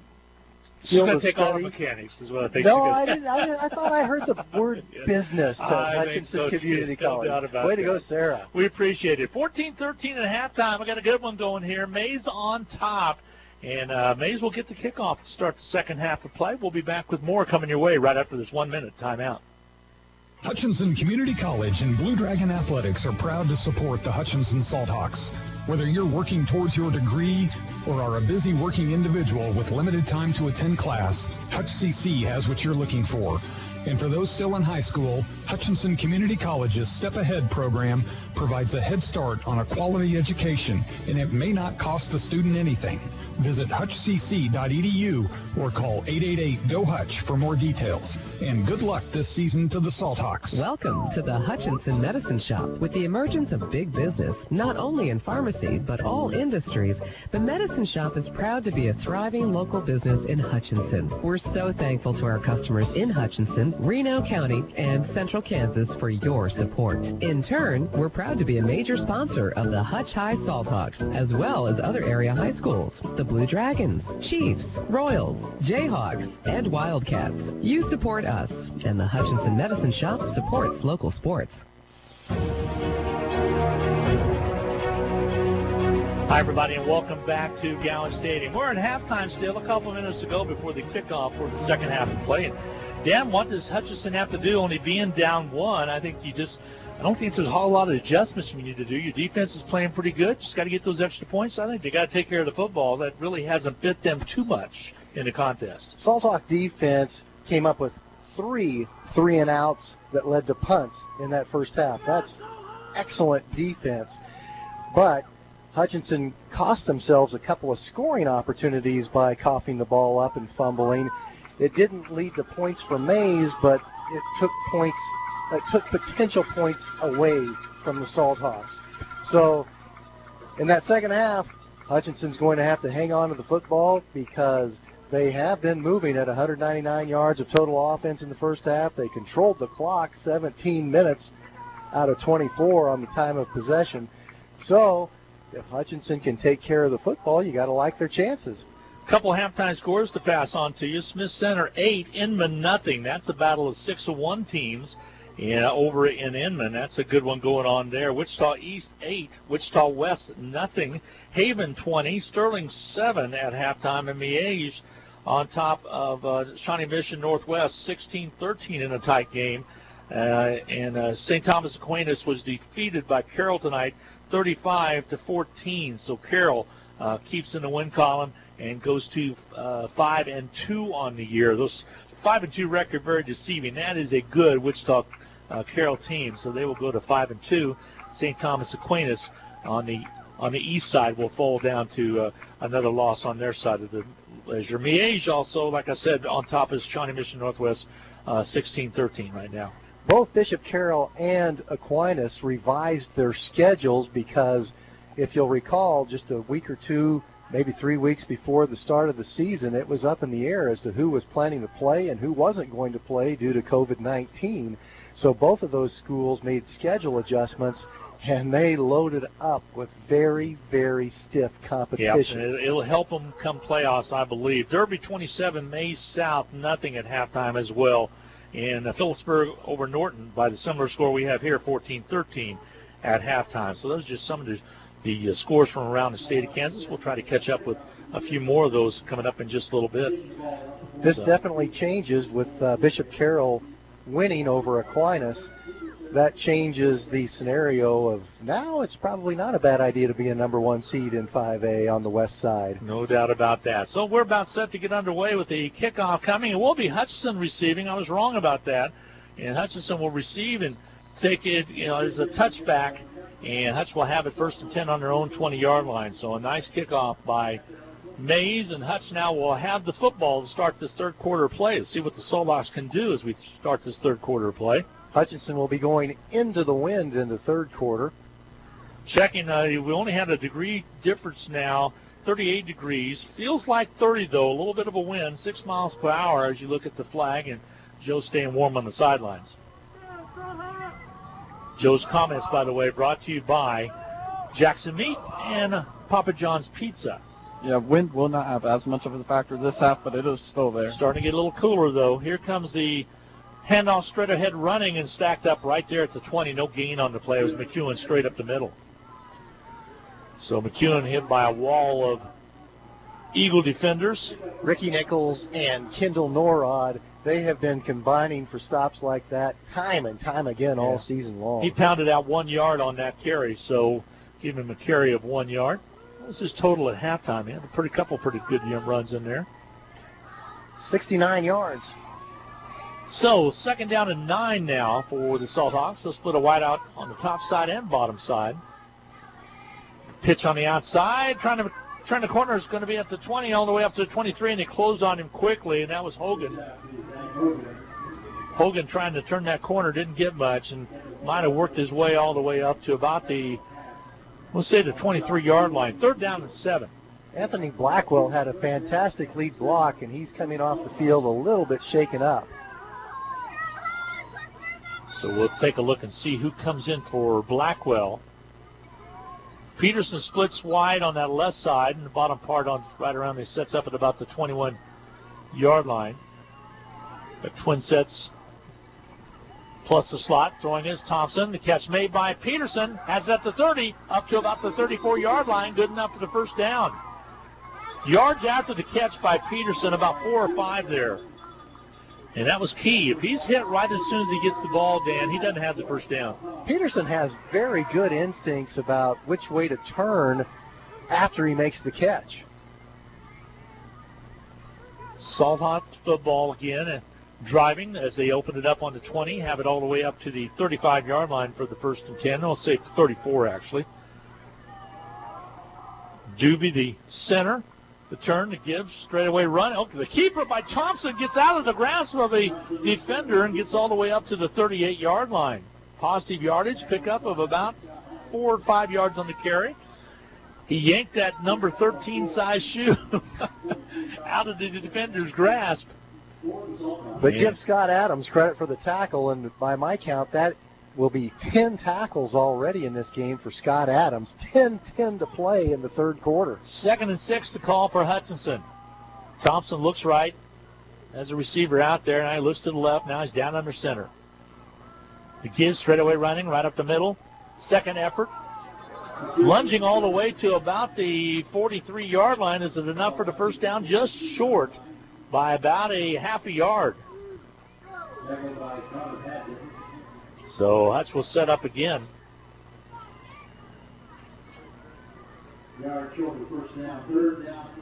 Short of the first down by a yard. So 3rd down and 1 now for Hutchinson.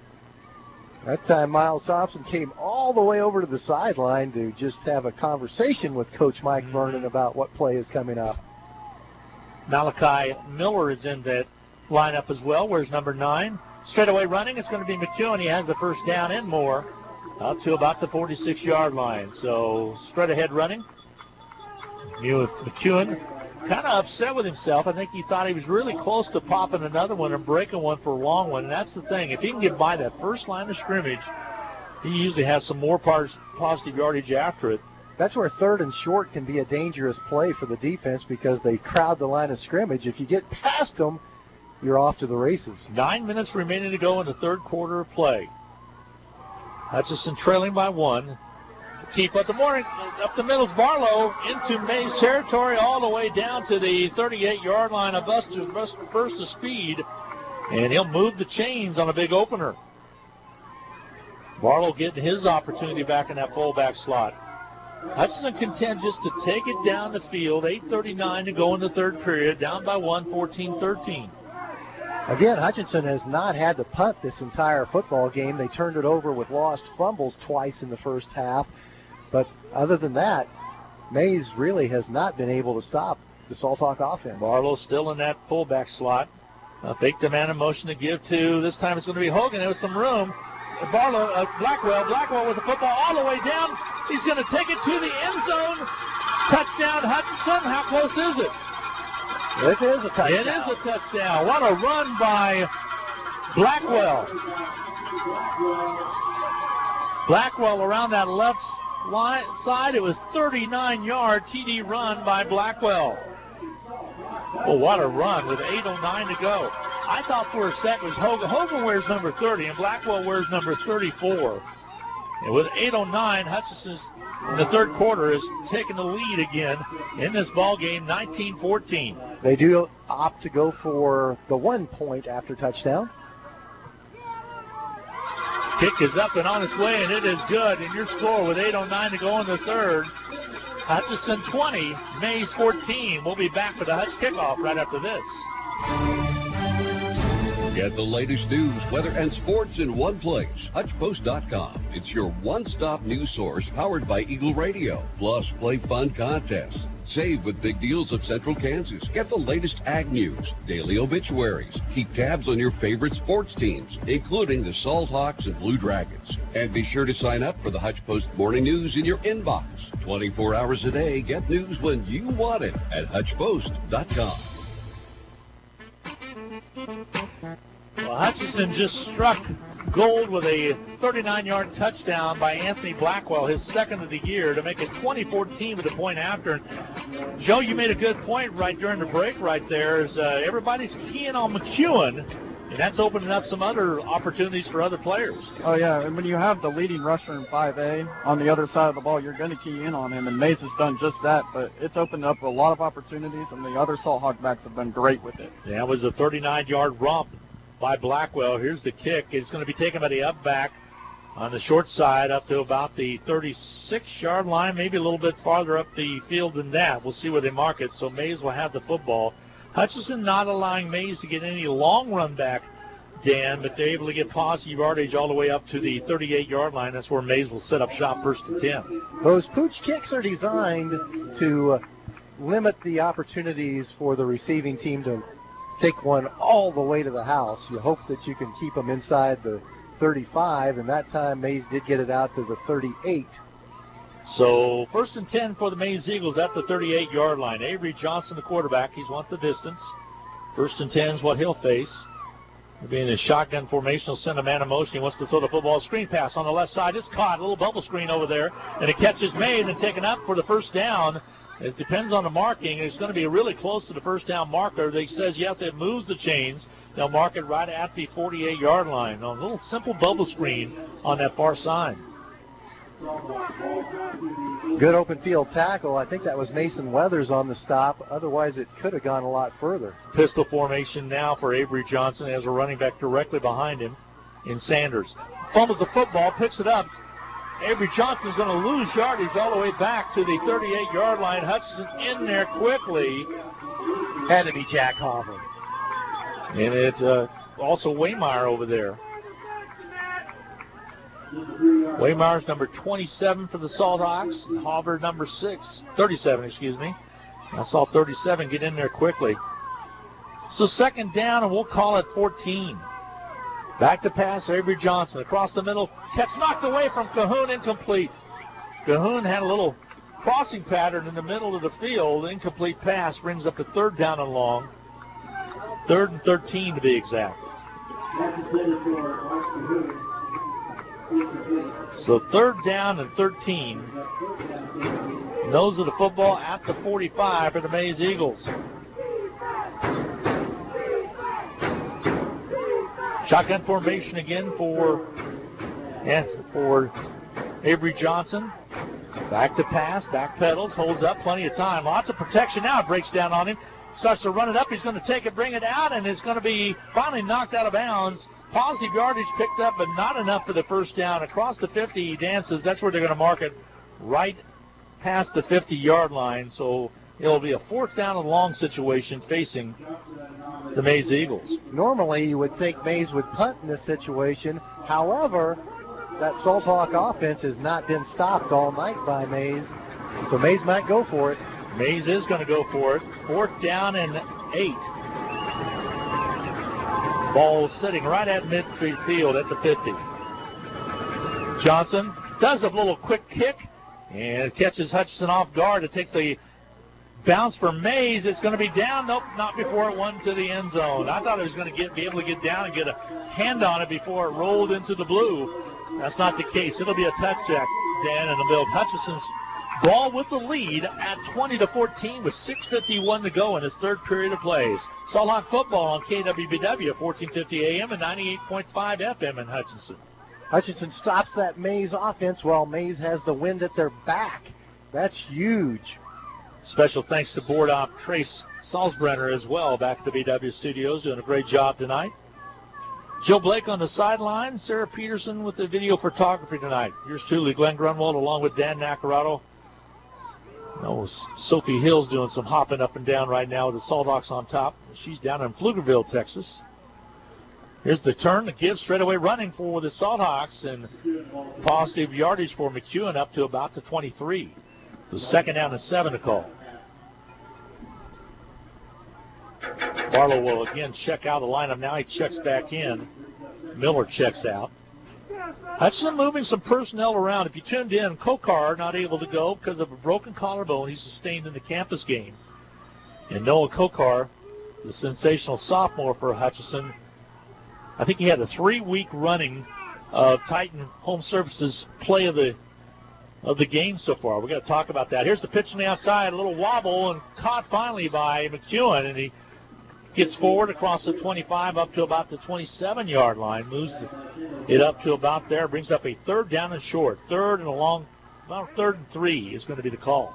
Also out tonight, Carter Boo, who has been so consistently good on points after touchdown. I think he's something like 40 out of 42 in his career. He sustained an injury playing soccer against campus yesterday.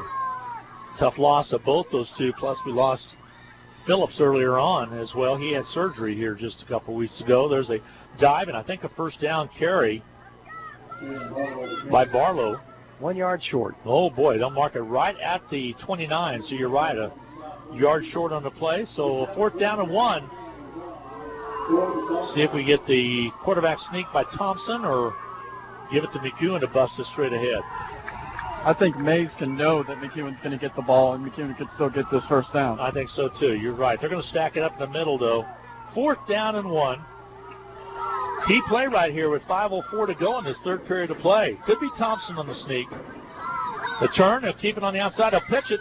Gets it outside. The first down to the 30, 35, to the 40, and more, all the way up to the 44-yard line. How about those Hutchinson Salthawks? Good job by Mcewen. You're ahead by 6 points, 4th down and 1 on your own 29.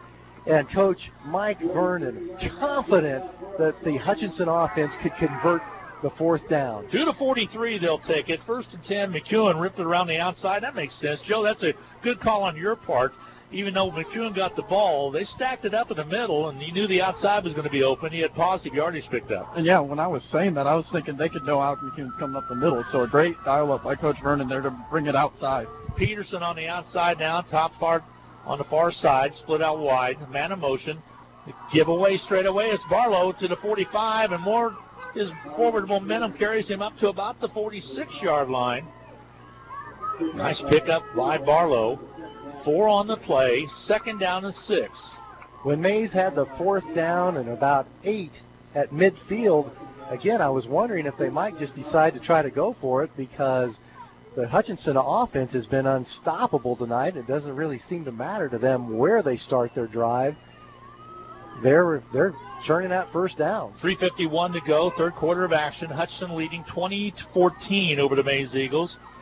Hutch will split it wide out, and Peterson on the top side, on the far side, to give again this time to Mcewen, and he's draped quickly, gets up to about the 49-yard line, pick up of a couple, brings up 2nd down and 3 to go for the first down. Ball just short of midfield by a yard. 49-yard line's your line of scrimmage.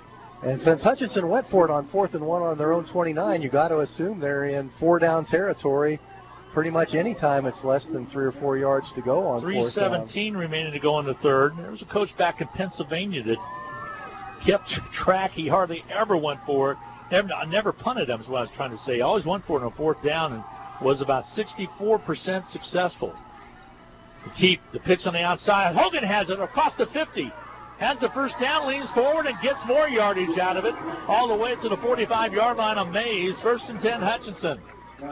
This is a tough Hutchinson Salthawk football team. They face adversity.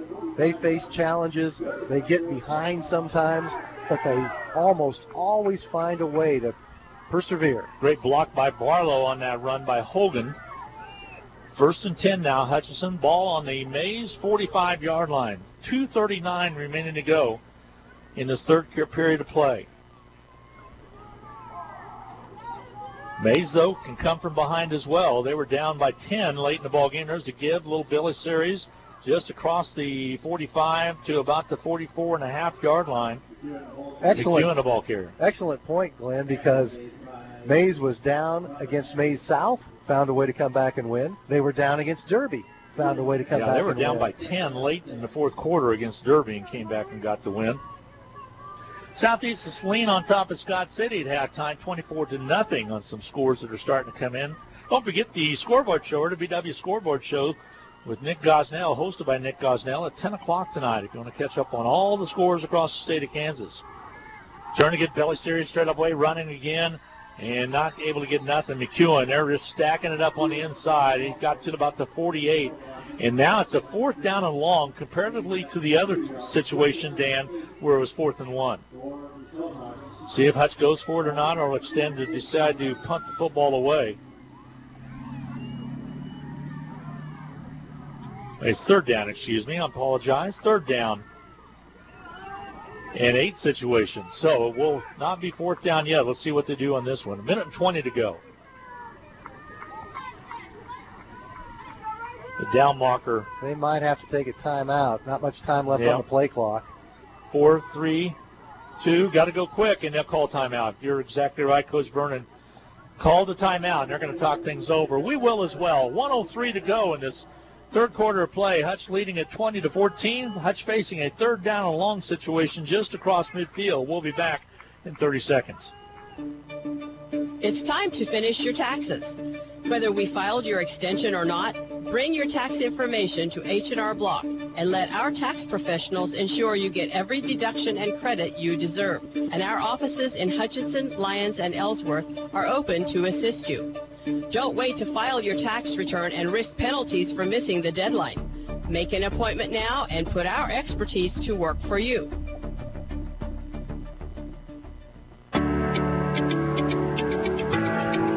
.103 to go in this third quarter play. Hutchinson with the play called now, and they'll come back out on the field and get set on a 3rd down and 8. Again, the clock at the 103 mark of the third quarter. Hutch leading at 20-14. I'd like to keep this drive going. McPherson on top of Augusta now, 12-0 in the third quarter of play. And Hutchinson is changing the play here because I think they were trying to hit Trayton Peterson on the pass, but he's double covered on this side. Back to pass now is Thompson to the outside and just loses yardage and slides to a stop over there all the way back to the 49-yard line. And now Hutchinson will be content to punt the football away on 4th down and long. Kyle Haas, 6'2", 206-pound senior linebacker, chased down Miles Thompson and just didn't let him escape. Yeah, the locomotive kind of died over there a little bit as he came over and got a hold of him. He really couldn't turn and even throw it without taking a chance. Sometimes you just have to tip your cap to your opponent, and Kyle Haas made an outstanding play. Hutch is going to come out and punt the football away. 4th down and 13. First time of the game that Hutchinson had to send the punt team onto the field. Keep it away from Sanders. Sanders is back deep. Exactly. He's back at the 15, set up at the 15. Here comes the high snap. They got it away, though, and it's going to be fielded and hit at the 30, and Sanders will not have a chance for a return. It's going to be down at the 27-yard line. So the Hutch defense is going to have to come out with 3 seconds to go before the end of the quarter. Hutchinson hanging on to a 6-point lead at 20-14. And the defense is going to be called on like they have many, many times this year to do something special. Just to show you how far this Hutchinson football team has come. Last year they only won 2 games. This year they've already won 6. Last year Maize defeated Hutchinson 55-14. And this is a ball game right now. 1st and 10 as you start to wind down the third quarter here for the Maize Eagles.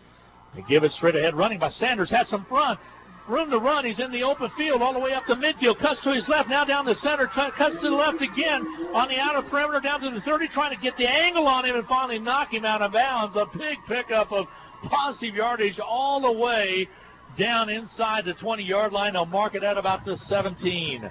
What a run by Sanders. And there's the electrifying run you talked about in the pregame that he can turn on, and that's going to be the end of the quarter. 56 yards. 56 yards on the run. We're going to go to the fourth quarter. Hutch hanging on to a 24-14 lead.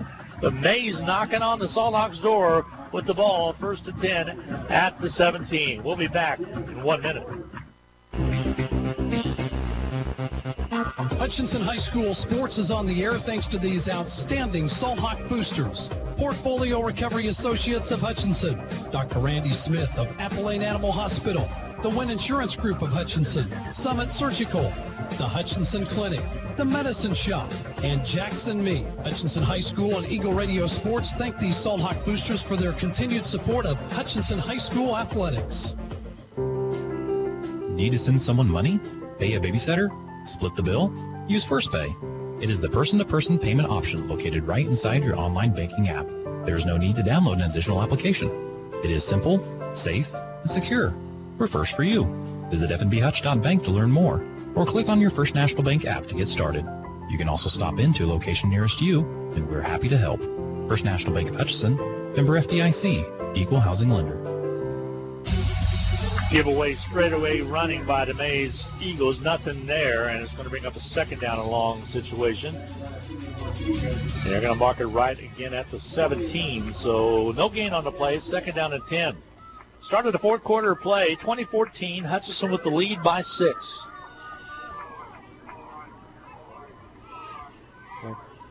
Getting set now is Avery Johnson in that pistol formation. The turn. Gives it off, trying to bounce outside of Sanders, and he gets into the open, and he's going to finally be dropped at about the 5-yard line. Picks up the first down, 1st and goal for Maize from the 5, and he looked like he was corralled way back for maybe a loss on the play. It was not the case as he keeps those feet moving. He carries it forward to about the 5. They'll officially mark it at the 6, 1st and 10, 1st and goal from the 6-yard line. Maize trying to tie this one up. High snap. They give it off to Sanders. Bounces to the outside. He's wrapped up right there. Loss on the play as well. Forward progress to the 8-yard line. Loss of a yard on the play. 2nd down and goal from the 8. Give Jack Hopper credit for another tackle for loss from his linebacker position.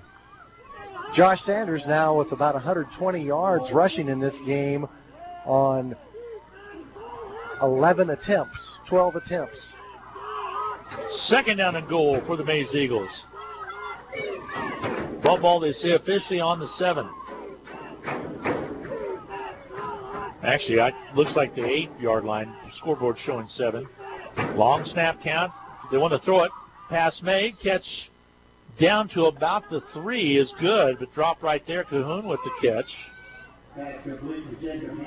Actually, take that back. It was not Cahoon. It was Jacob Hanna, who's caught a touchdown tonight. Pass was just a little bit low. Hanna had to go to a knee to make the catch. And in high school football, just like in college, when that knee touches the turf, the play is over.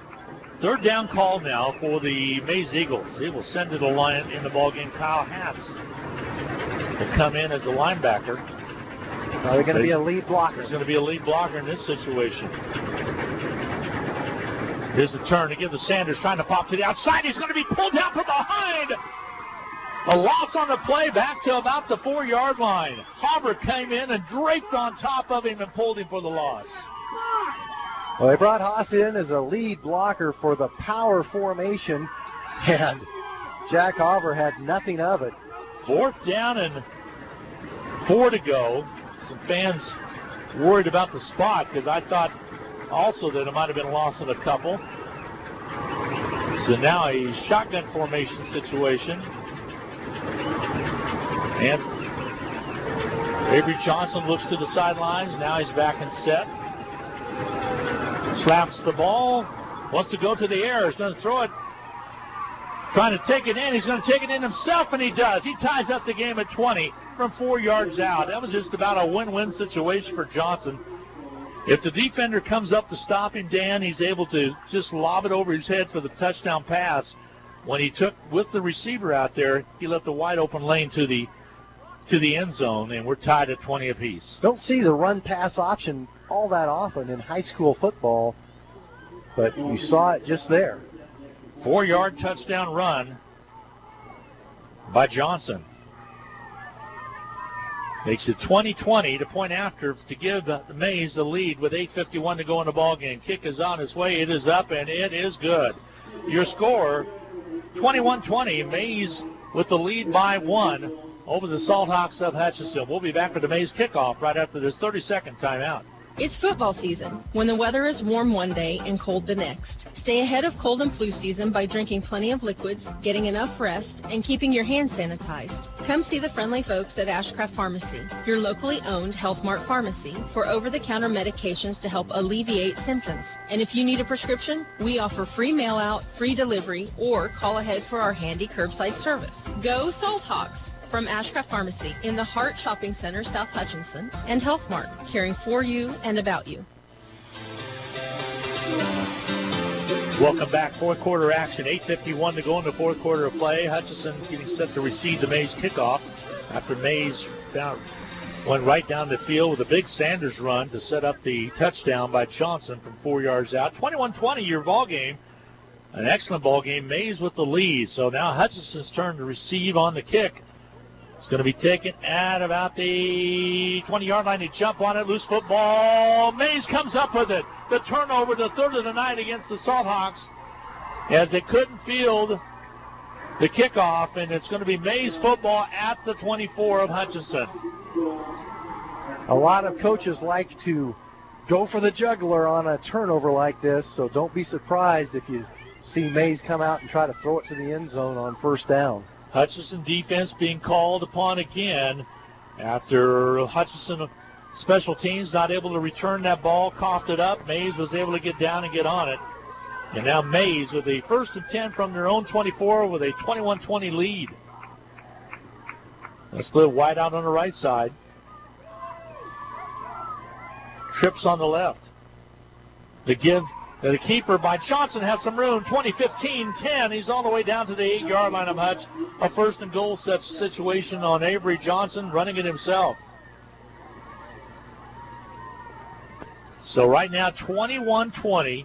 This is a situation, Dan, that maybe if Maize is going to score, go ahead and leave as much time on the clock as possible for Hutchinson to come down and get a long drive going. 1st and goal from the 9. The pitch on the outside, just about losing the football, but gathering it back in. And Sanders falls forward and falls all the way down to about the 3-yard line. And that's where they'll mark him. There was really nothing there at all, and Josh Sanders just worked some magic to pick up yards. So now, 2nd down and goal for the Maize Eagles from the 3-yard line. Johnson, the quarterback. The turn to give to Sanders. Straight ahead running touchdown, Maize. Sanders in at the 7:48 mark, so less than a minute gone, and a 3-yard run by Sanders for the TD. And it is 27-20. Maize with the lead. Still plenty of football to be played. Oh, there is. They're going to go for the extra point here. They'll come in and get set to kick it as Seagraves comes in. Here's the hold and the kick. It is up. It is on its way, and it is good. Your score now is 28-20. Maize with a 8-point lead here in the 4th quarter play, and they get set to kick it off to the Salthawks. So the turnover hurt the Salthawks. We'll see what they do after the Maize kickoff. We'll be back in 30 seconds. Forward, always moving, never stagnant. Together, nothing great is ever accomplished without it. At Fee Insurance Group, we've been working side by side with our clients for more than a century. Together with individuals, organizations, and communities, we look ahead to protect the people, places, and things they love. We're Fee Insurance Group. Forward, together.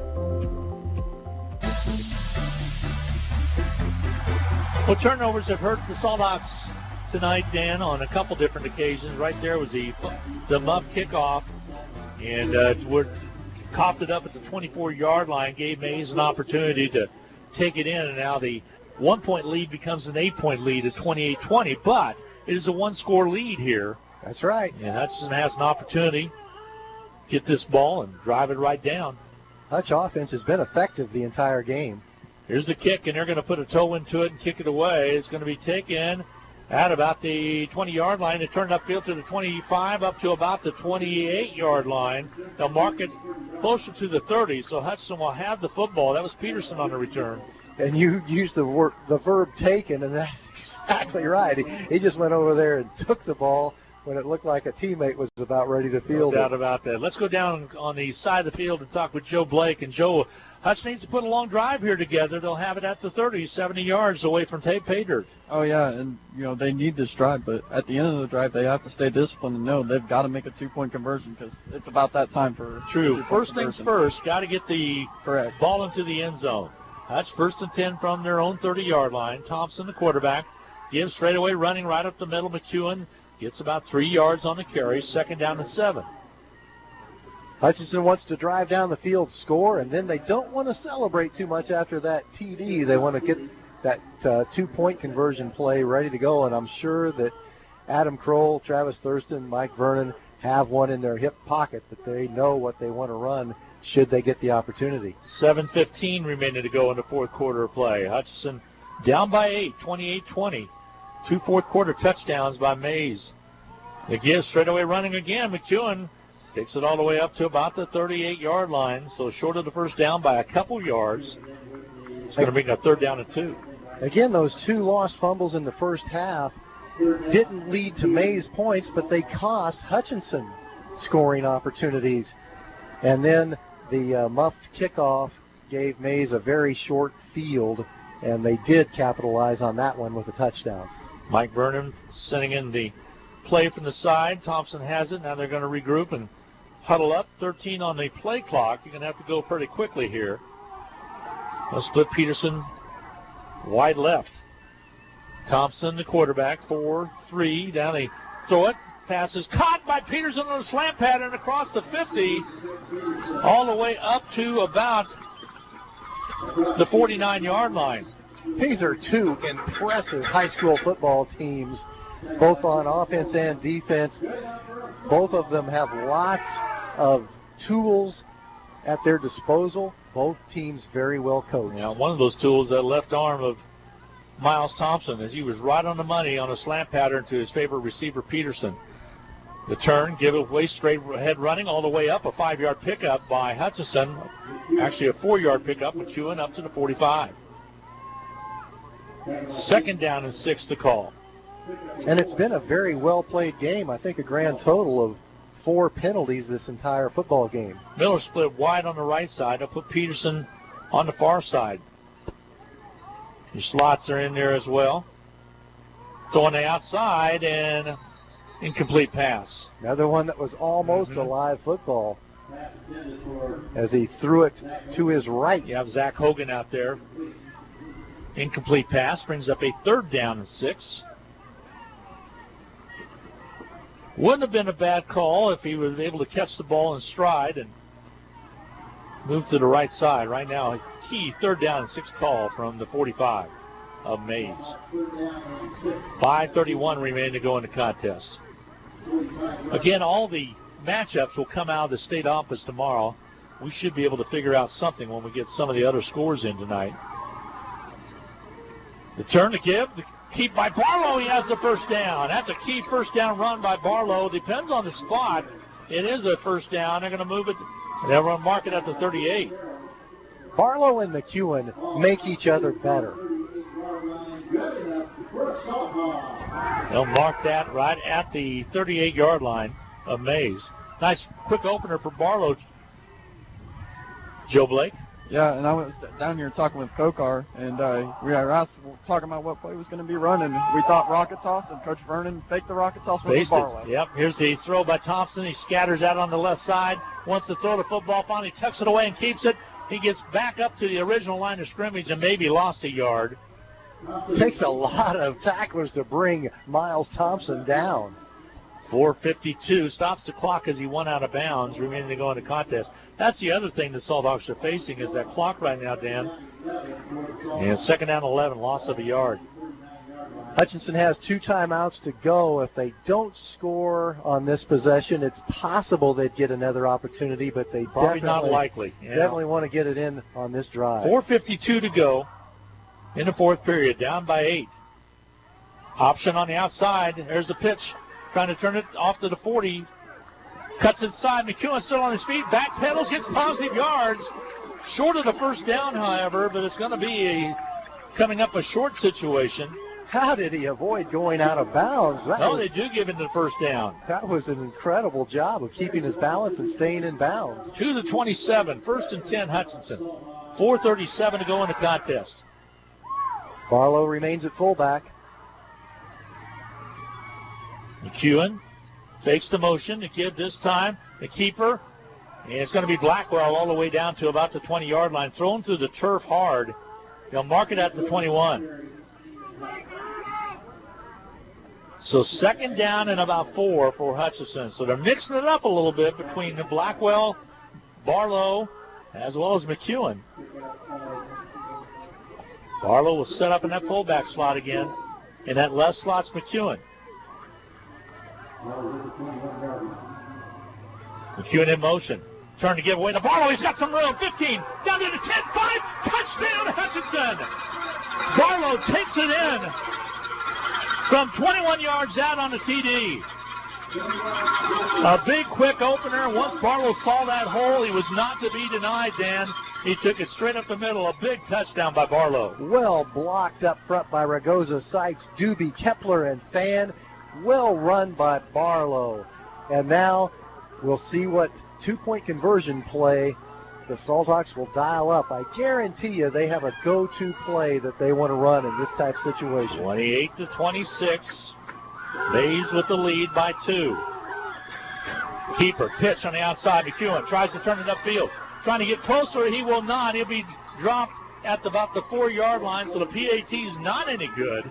And we'll wait the Hutchinson kickoff with 3:44 to go in the ball game. A 2-point ball game. Maize 28, Hutchinson 26. We'll be back in a half minute.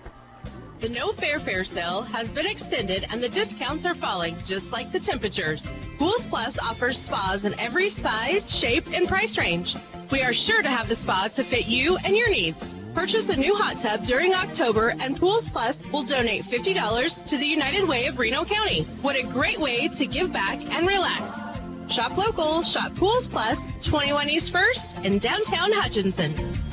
Call us at Pools Plus.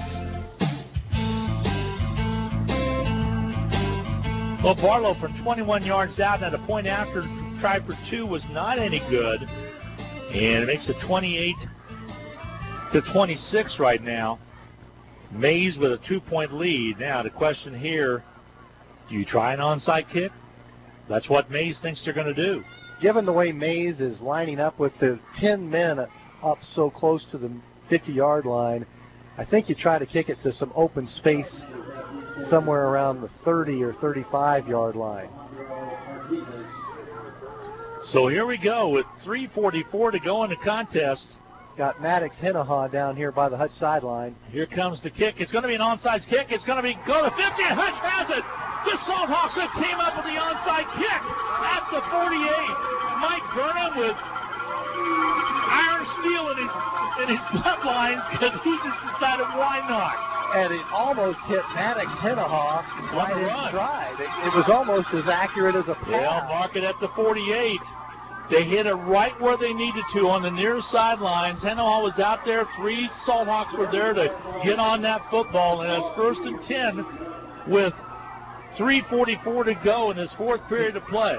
And, you know, last year I went with that stampede a lot, and they lined up in that again and then split out. Mason didn't adjust at all. That left the onside kick wide open. Good call, Joe Blake. Joe's comments brought to you by Jackson Meat as well as Papa John's Pizza. Here we turn to give Belly Series. They're going to give it off again for Hutchinson and carries forward to about the 44-yard line. Hutchinson really doesn't have to hurry. They have 2 timeouts, 3 minutes, 30 seconds to play in the 4th quarter. That was Blackwell on the carry. 2nd down and 6. They can take their time. They're down by 2, 28-26. Maize with the lead.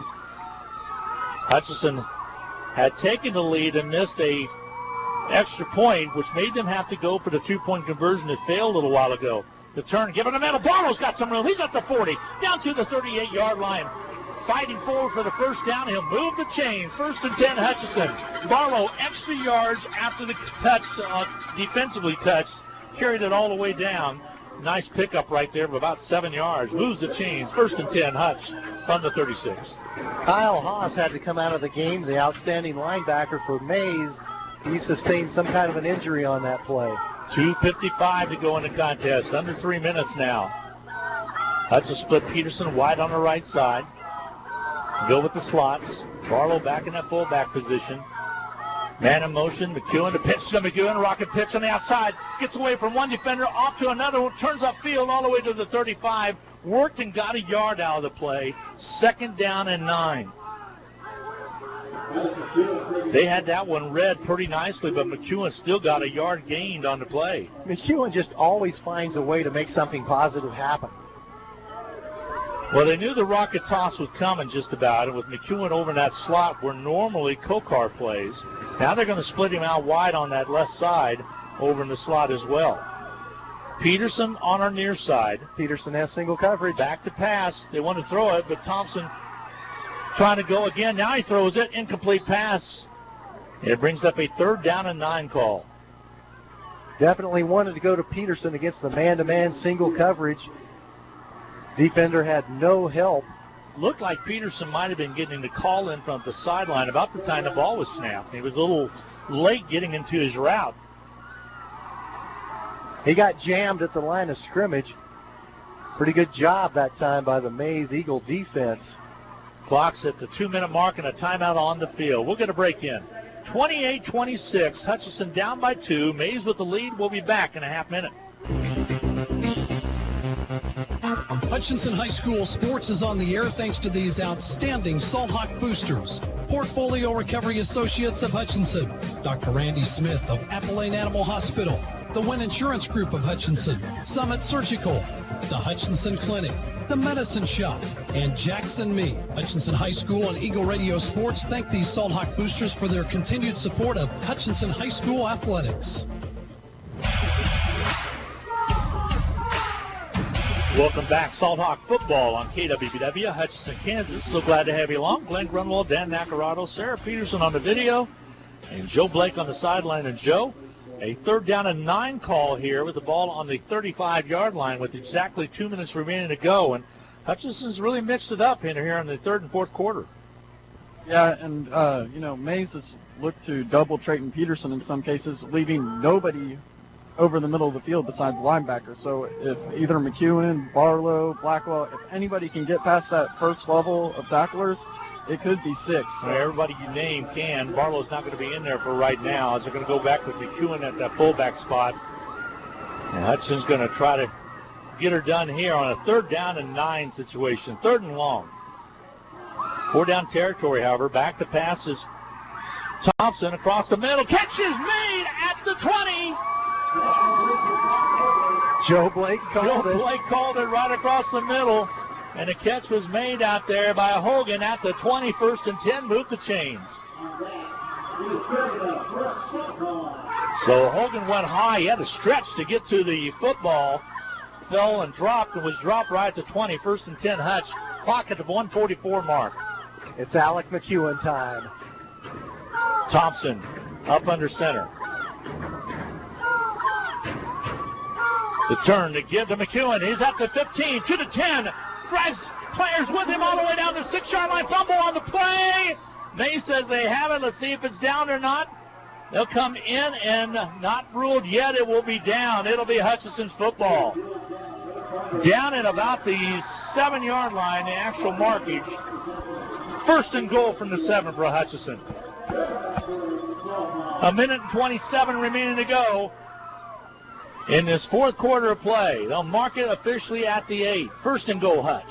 I actually think Maize should have probably called a timeout there. If Hutchinson scores, Maize is not going to have any time to work with at all. Now that clock moving away, 1:10, 1:09. Hutchinson kind of brings the play in to the line of scrimmage. Miles Thompson was telling the clock operator to run the clock when they were stopping the clock for the fumble. So they want to run the clock. They'll split it out wide on the left side. That's Peterson. Miller on the bottom side. The turn to give. Tumbles forward to about the 5-yard line. And a flag on the play.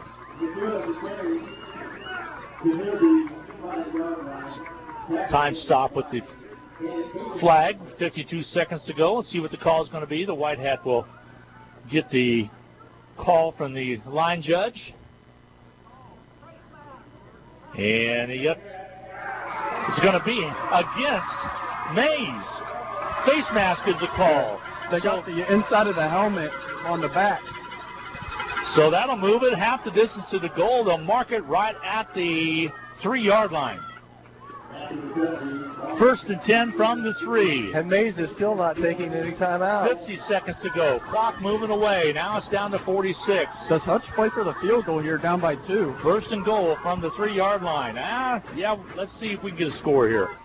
Hutch will go for the touchdown. Mcewen down a fullback. The turn to give this time. Angling in. Swinging down loose. Somebody says loose football.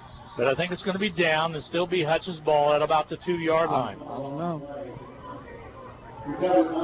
Okay, Salthawks got it. Clock down to 21 seconds. Now they'll stack it up in the middle. And timeout's going to be taken. With 12 seconds to go, now they're going to have to put some time back on. It's showing 11. but they're going to have to put a few seconds back on. We're going to keep it here. Dan, they're stacking inside on Mcewen. Seems to me like he should be able to run to the pylon. Well, and Hutchinson still has a timeout left, so they could give it to Mcewen 2 times, and I don't think that would be a bad strategy at this point. Maize 28, Hutchinson 26, with about 17 seconds remaining to go in the contest. I'm just dumbfounded that Maize did not take any timeouts with a minute and a half, minute 40 to go, given the way Hutchinson was driving towards the end zone. Joe Blake on the sidelines called a pretty good one on that pass play. What do you think, Joe? Yeah, and the possibility is there, but like you guys said, they should run the ball and try to score the touchdown, but centering the ball here to set up a field goal is the same length as a PAT. Wouldn't be a bad idea. That's true. Second down and goal from the 2. 17 seconds to go. Miles Thompson under center. He's got Mcewen at the fullback slot. Maize thinks he's going to get it. Miles Thompson's going to keep it. They're going to push that pile. Push it. Getting close to the goal line. No call as of yet. They'll mark it at the 6-inch line with 9 seconds to go. The clock never started. And the clock is down to 9. Now they're going to have to decide what should be on the clock or not. They took it all the way down to the... It's just short. A timeout's going to be taken by Hutch. It is right at the 6-yard line. Again, we're going to keep it here. The 6-inch line, excuse me. Thank you, Sarah. 9 seconds showing on the clock. Oh, my. And no timeouts left for the Salthawks at all. That was Hutchinson's last timeout. This is their last one they're taking. So, can you get a yard? Can you get a half a yard? I think Hutchinson's in good shape whether they want to go for the touchdown or kick the field goal. Either way. What do you think, Joe? At this length, Miles Thompson can stretch it over to the goal line. Yes, the play's over once he crosses the plane. Exactly. No need to worry about a fumble. But this is a situation where Maize can gamble and try to shoot that gap. Yeah, because if it's a penalty, it's only going to be a 2-inch penalty. All right, here we go. 9 seconds remaining to go in the ball game. This possibly for the Ark Valley Chisholm Trail League Division I championship. Mcewen, the fullback. Thompson up under center. The quarterback sneaked by Thompson. He's in. Touchdown, Hutchinson. Salthawks take it in from 1 foot out to take the lead 32-28. 7 seconds to go. Hutchinson might as well go for 2 again. Might as well, and I think they're going to. Up 4, it doesn't really matter whether you're up 4 or 5. You might as well go for 2 and try to get up 6. The sneak of the year by Miles Thompson came at the 7-second mark. There'll be officially a 1-yard dive by Thompson. Miles Thompson, a student over at Buter last year, transferred back. He used to be a Hutchinson student for many, many years, transferred to Valley Center, came back, was at Buter last year, here's at Hutch. The turn, wants to throw it, they'll throw it across the middle, incomplete pass, and that's going to keep the score at 32-28 with 7 seconds to go. So still some football left. We'll be back for the Hutch kickoff in a half minute. Hutchinson Community College and Blue Dragon Athletics are proud to support the Hutchinson Salthawks. Whether you're working towards your degree or are a busy working individual with limited time to attend class, Hutch CC has what you're looking for. And for those still in high school, Hutchinson Community College's Step Ahead program provides a head start on a quality education, and it may not cost the student anything. Visit hutchcc.edu or call 888-GO-HUTCH for more details. And good luck this season to the Salthawks. All right, Hutchinson's got to kick it away, leading at 32-28. 32-28, Hutch high with the lead.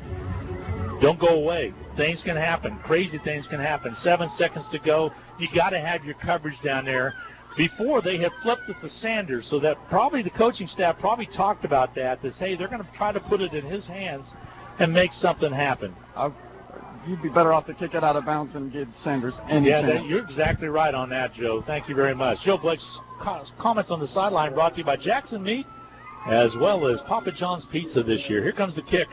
It's a squibber. It's going to hit. It's going to be taken, and they take a quick knee. And only 1 second off the clock, down to 6.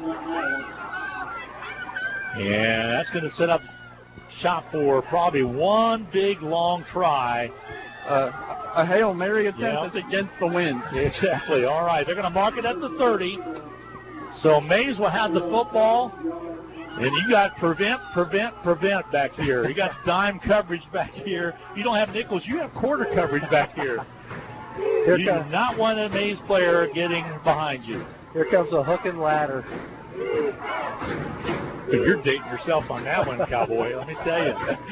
First and 10 for Maize now. 6 seconds remaining to go. Maize was undefeated last year. Came in this year 7-0. They're riding a big win streak. A lot of people haven't believed in Hutchinson all year long. They've stayed outside the rankings. Here we go. Johnson back to pass. Wants to get it across the middle. He does. Not too bad on the hook and ladder. Dan called it, and finally Hudson brings him down at the 45, and the Salthawks have won it. The Salthawks come from behind with a huge win. Dan called it. It was the hook and ladder, but Maize goes down, defeated by the Salthawks 32-28. 32-28. Hutchinson is the winner. We're going to see if Joe can get a hold of anybody down there quickly and see who he's able to get in touch with. I'm trying to find Miles Thompson here. And you're going to have to get into the mix and try to find him really quick just to get a couple comments. Hutchinson with the final 32-28. A 1-yard run dive by Thompson for the TD. Barlow set it up with a 21-yard run. That gets my vote. That gets my vote. I got Miles Thompson down here. All right, let's go down to the... Real quick. So Miles, describe the last play, the stretch across the goal line. What were you thinking on that last play? We was on the 1-inch line, so I just wanted to get across, so we get the score. We said we're just going to run it again, and they knew they were going to push me, and they did. It was all the guys up front just getting pushed for us. We just got in. Yeah, what can you say for your O-line? The rest of the game did a great job, right? They were great all night. We were worried about them trying to confuse us up front. They dominated them all the way up front. The only time they stopped us was when we made fumbles. So I'm just so proud of our O-line. We'll let him. Good job, Miles. Thank you, Joe. Really appreciate it. We're going to take a quick 2-minute timeout. We'll be back. Hutchinson the final 32-28 over the Maize Eagles. We'll be back in 2 minutes. Welcome to the Hutchinson Medicine Shop. With the emergence of big business, not only in pharmacy, but all industries, the Medicine Shop is proud to be a thriving local business in Hutchinson. We're so thankful to our customers in Hutchinson, Reno County, and Central Kansas for your support. In turn, we're proud to be a major sponsor of the Hutch High Salthawks, as well as other area high schools, the Blue Dragons, Chiefs, Royals, Jayhawks, and Wildcats. You support us, and the Hutchinson Medicine Shop supports local sports. Get the latest news, weather, and sports in one place. HutchPost.com. It's your one-stop news source powered by Eagle Radio. Plus, play fun contests. Save with big deals of Central Kansas. Get the latest ag news, daily obituaries. Keep tabs on your favorite sports teams, including the Salthawks and Blue Dragons. And be sure to sign up for the Hutch Post Morning News in your inbox. 24 hours a day, get news when you want it at HutchPost.com. It's time to finish your taxes. Whether we filed your extension or not, bring your tax information to H&R Block and let our tax professionals ensure you get every deduction and credit you deserve. And our offices in Hutchinson, Lyons, and Ellsworth are open to assist you. Don't wait to file your tax return and risk penalties for missing the deadline. Make an appointment now and put our expertise to work for you.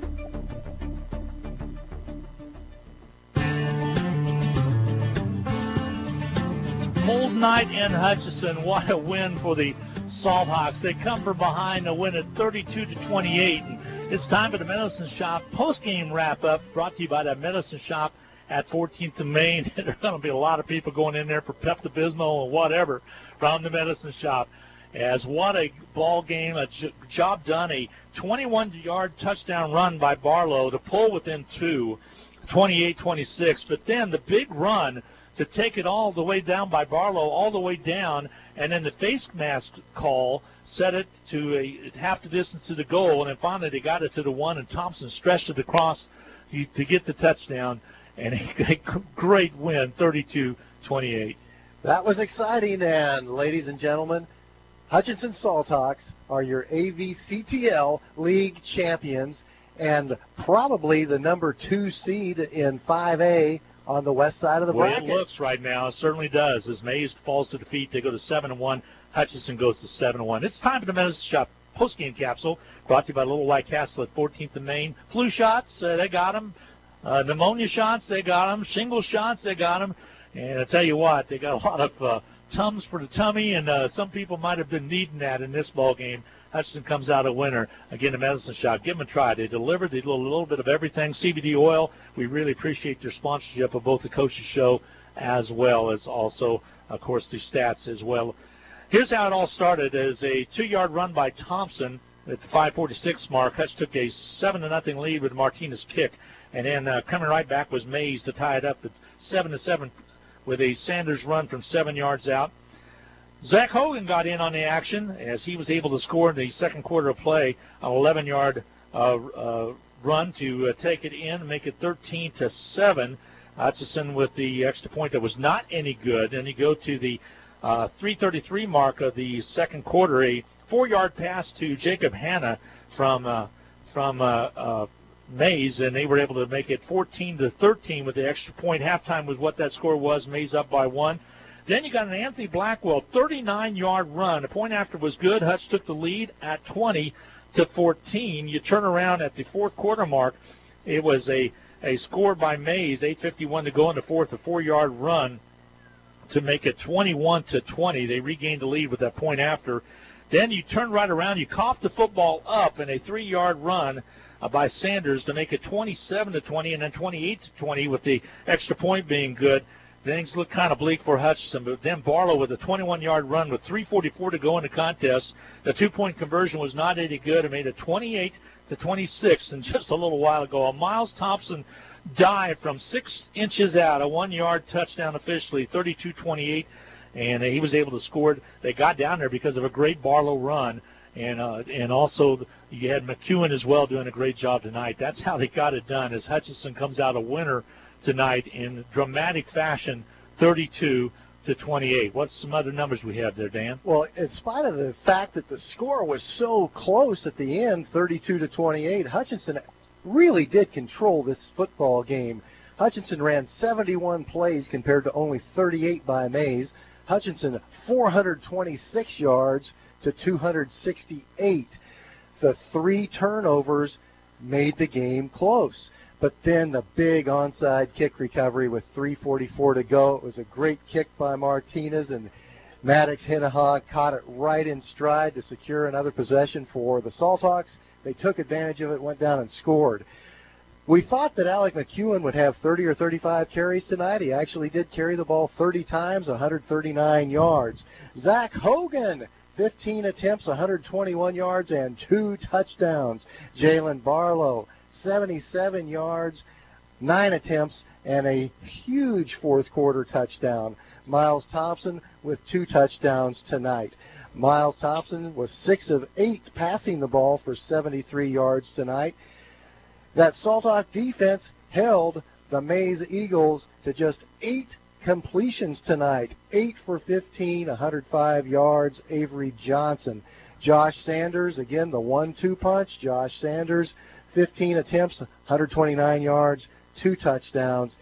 On the defensive side of the ball, Hutchinson just continued to come up big time and time again. What's your Titan play of the game? Titan play of the game is the Jalen Barlow touchdown, 21-yard run with 3:44 to go. 3:44 to go in the game. We're going to have 2 because I'm going to go with the Mad Dog Hinaha onside kick, which Coach had to call, had to have the guts to call it first. That's the one I'm going to go with. So we're going to have 2 of the Titan Home Services HutchPost.com play of the game. When you win a league championship, why not? You get 2 Titan. We're going to take a quick time out and come back and talk with Coach. Again, your final. Let's say it together. 32-28 the final. Hutchinson over Maize. We'll be back right after this.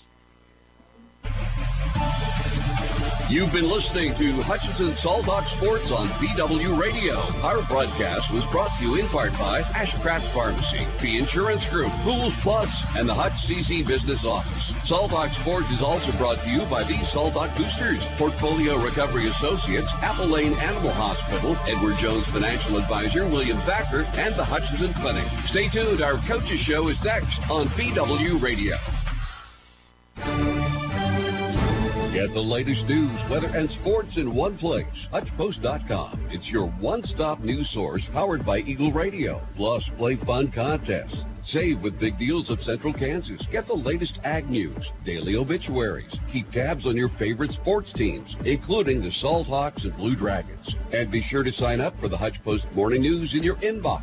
24 hours a day, get news when you want it at HutchPost.com. It's time for the Coaches Show on VW Radio. A look back at tonight's game and a peek into the next action. The Coaches Show brought to you by the Medicine Shop. Our chat with head coach is next after this timeout on KWVW. The Medicine Shop, the Medicine Shop. When you drop your prescriptions off, the personal care you'll find there will make you feel all better. The meds you need delivered with speed, the lowest prices guaranteed. Get your prescriptions with no hassle at 14th and Main at the Little White Castle. You'll feel all better at the Medicine Shop. Well, Coach, congratulations. What a great come-from-behind victory by the Salthawks. We've done it all year long. We did it again tonight. Your guys resilient, overcame 3 turnovers, and one that was a back-to-back score by Maize late in the contest in the fourth quarter play. Yet you come out, you get the ball down to the 6-inch line, the dive by that crazy locomotive quarterback of yours that can stretch it across, and you take the win 32-28. Congratulations. Thank you. Mike, you got to be more excited. No, okay. There was a ton of stuff. The great thing about that I told Gallagher, the Hutch News guy.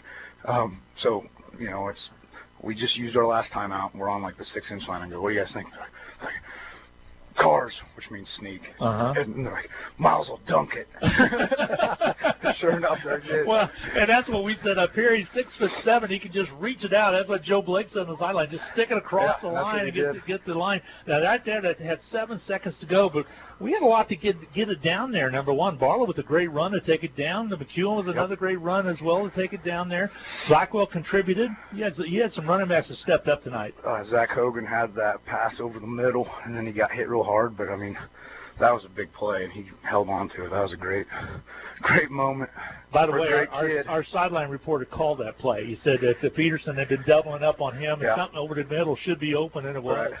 What about the onside kick? Tell us about it. I mean, we thought that was what we needed to do. I mean, I think everybody in the stands knew that was probably the call that we needed to make, and you know, they kind of didn't cover this side.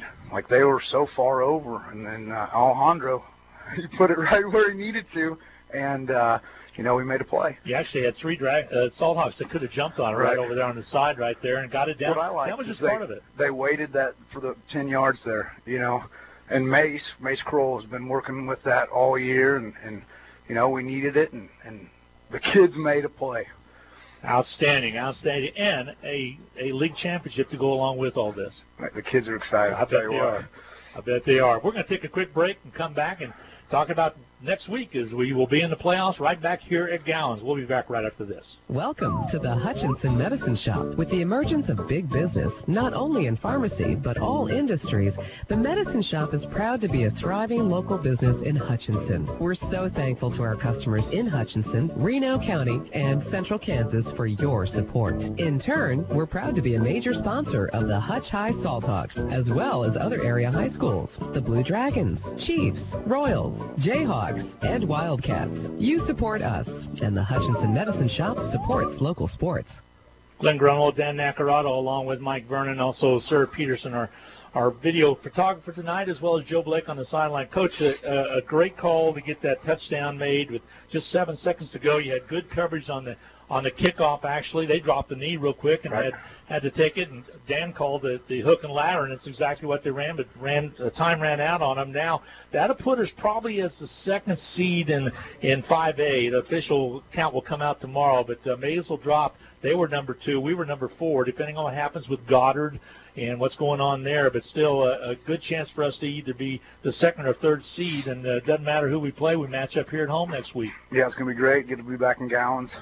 You know, I love playing here. The kids love playing here. It's fun playing in front of the fans, you know, the ones that we do get in the stands, and, you know, just a great moment. So Joe caught Miles Thompson, the quarterback, right before you guys huddled over there, and he was just a little excited. Oh, they all were. And he gave all the credit to the O-line. He gave credit to the O-line, so no doubt about that. So, well, enjoy the rest of your evening. We really appreciate it. It feels pretty good to be league champs. Yes, sir. No doubt about that. So, Coach, after a great win, 32-28. Thank you, Coach. Appreciate it. We're going to take one more time out. Coach Knack and I'll come back and talk things over right after this.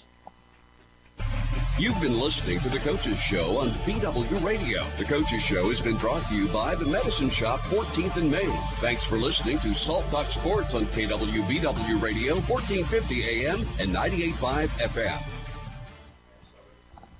Hi, everybody. Welcome back. Coach Snackerado and myself, Glenn Grunwald. And Dan, they don't get no better than this. I said that on the preview this morning on BW Radio that it comes down to this, and it looked bleak for Hutchinson, down by 2, all caused by a missed extra point. Of course, a lot of folks might not know, but Carter Boo was banged up in a soccer game yesterday, so he wasn't able to play tonight. And that cost us one, but it did not cost us the ball game, as Hutchinson came down and found a way to win. That's right. And on that extra point, you just have to give the Maize Eagles credit. They got through the line and blocked the attempt. There wasn't really anything the kicker could have done about it. And my gosh, it sure did make it fun for us. Was it a great day for football? It really was. So we've got a few other scores to pass on. McPherson 25, Augusta 7. That's the fourth quarter score. Capon 24, Hayes 6. That's a final. So Hayes falls to 5-2 on the year. Capon goes to 6-1.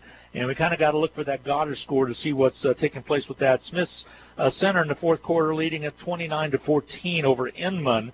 And just a couple other scores. Manhattan over Emporio, final 49-7. And we'll try to look up some other scores. Stay tuned at 10 o'clock for the KWBW scoreboard show with Nick Gosnell. He'll have them all in there. But what an exciting ball game this turned out to be, 32-28. We didn't know which way it was going when we came to the stadium, but it ended up being this is a resilient bunch of Salthawks that find a way to win. The only blemish that lost to Andover 14-7. In the middle part of the season. Never know. Hutchinson could see Andover again before this 2020 season's over. No. Now, here's in addition to winning the league championship, which is always nice, if Hutchinson can find a way to advance, it's very likely they'll have 2 home games. It could be a good opportunity. We'll see. It'll all come out from the state office tomorrow. You can catch all the report on HutchPost.com. Just go to that as we'll try to have it for you as early as possible as how the bracket looks and see what's going to be. Thanks a lot, my friend. Appreciate it very much. Folks, this is a game you want to go back and watch. No doubt about it. It'll be posted, and where can they find it? Go to HutchPost.com right now. It's going to be on that, and then also we'll get some highlights working over the weekend, and be sure and tune back into the Facebook page, which is Hutch Salthawk Sports Facebook page, and go and see it there. And also special thanks to Joe Blake being able to make it Andover leading with 2:26 to go into fourth over Goddard 20-13.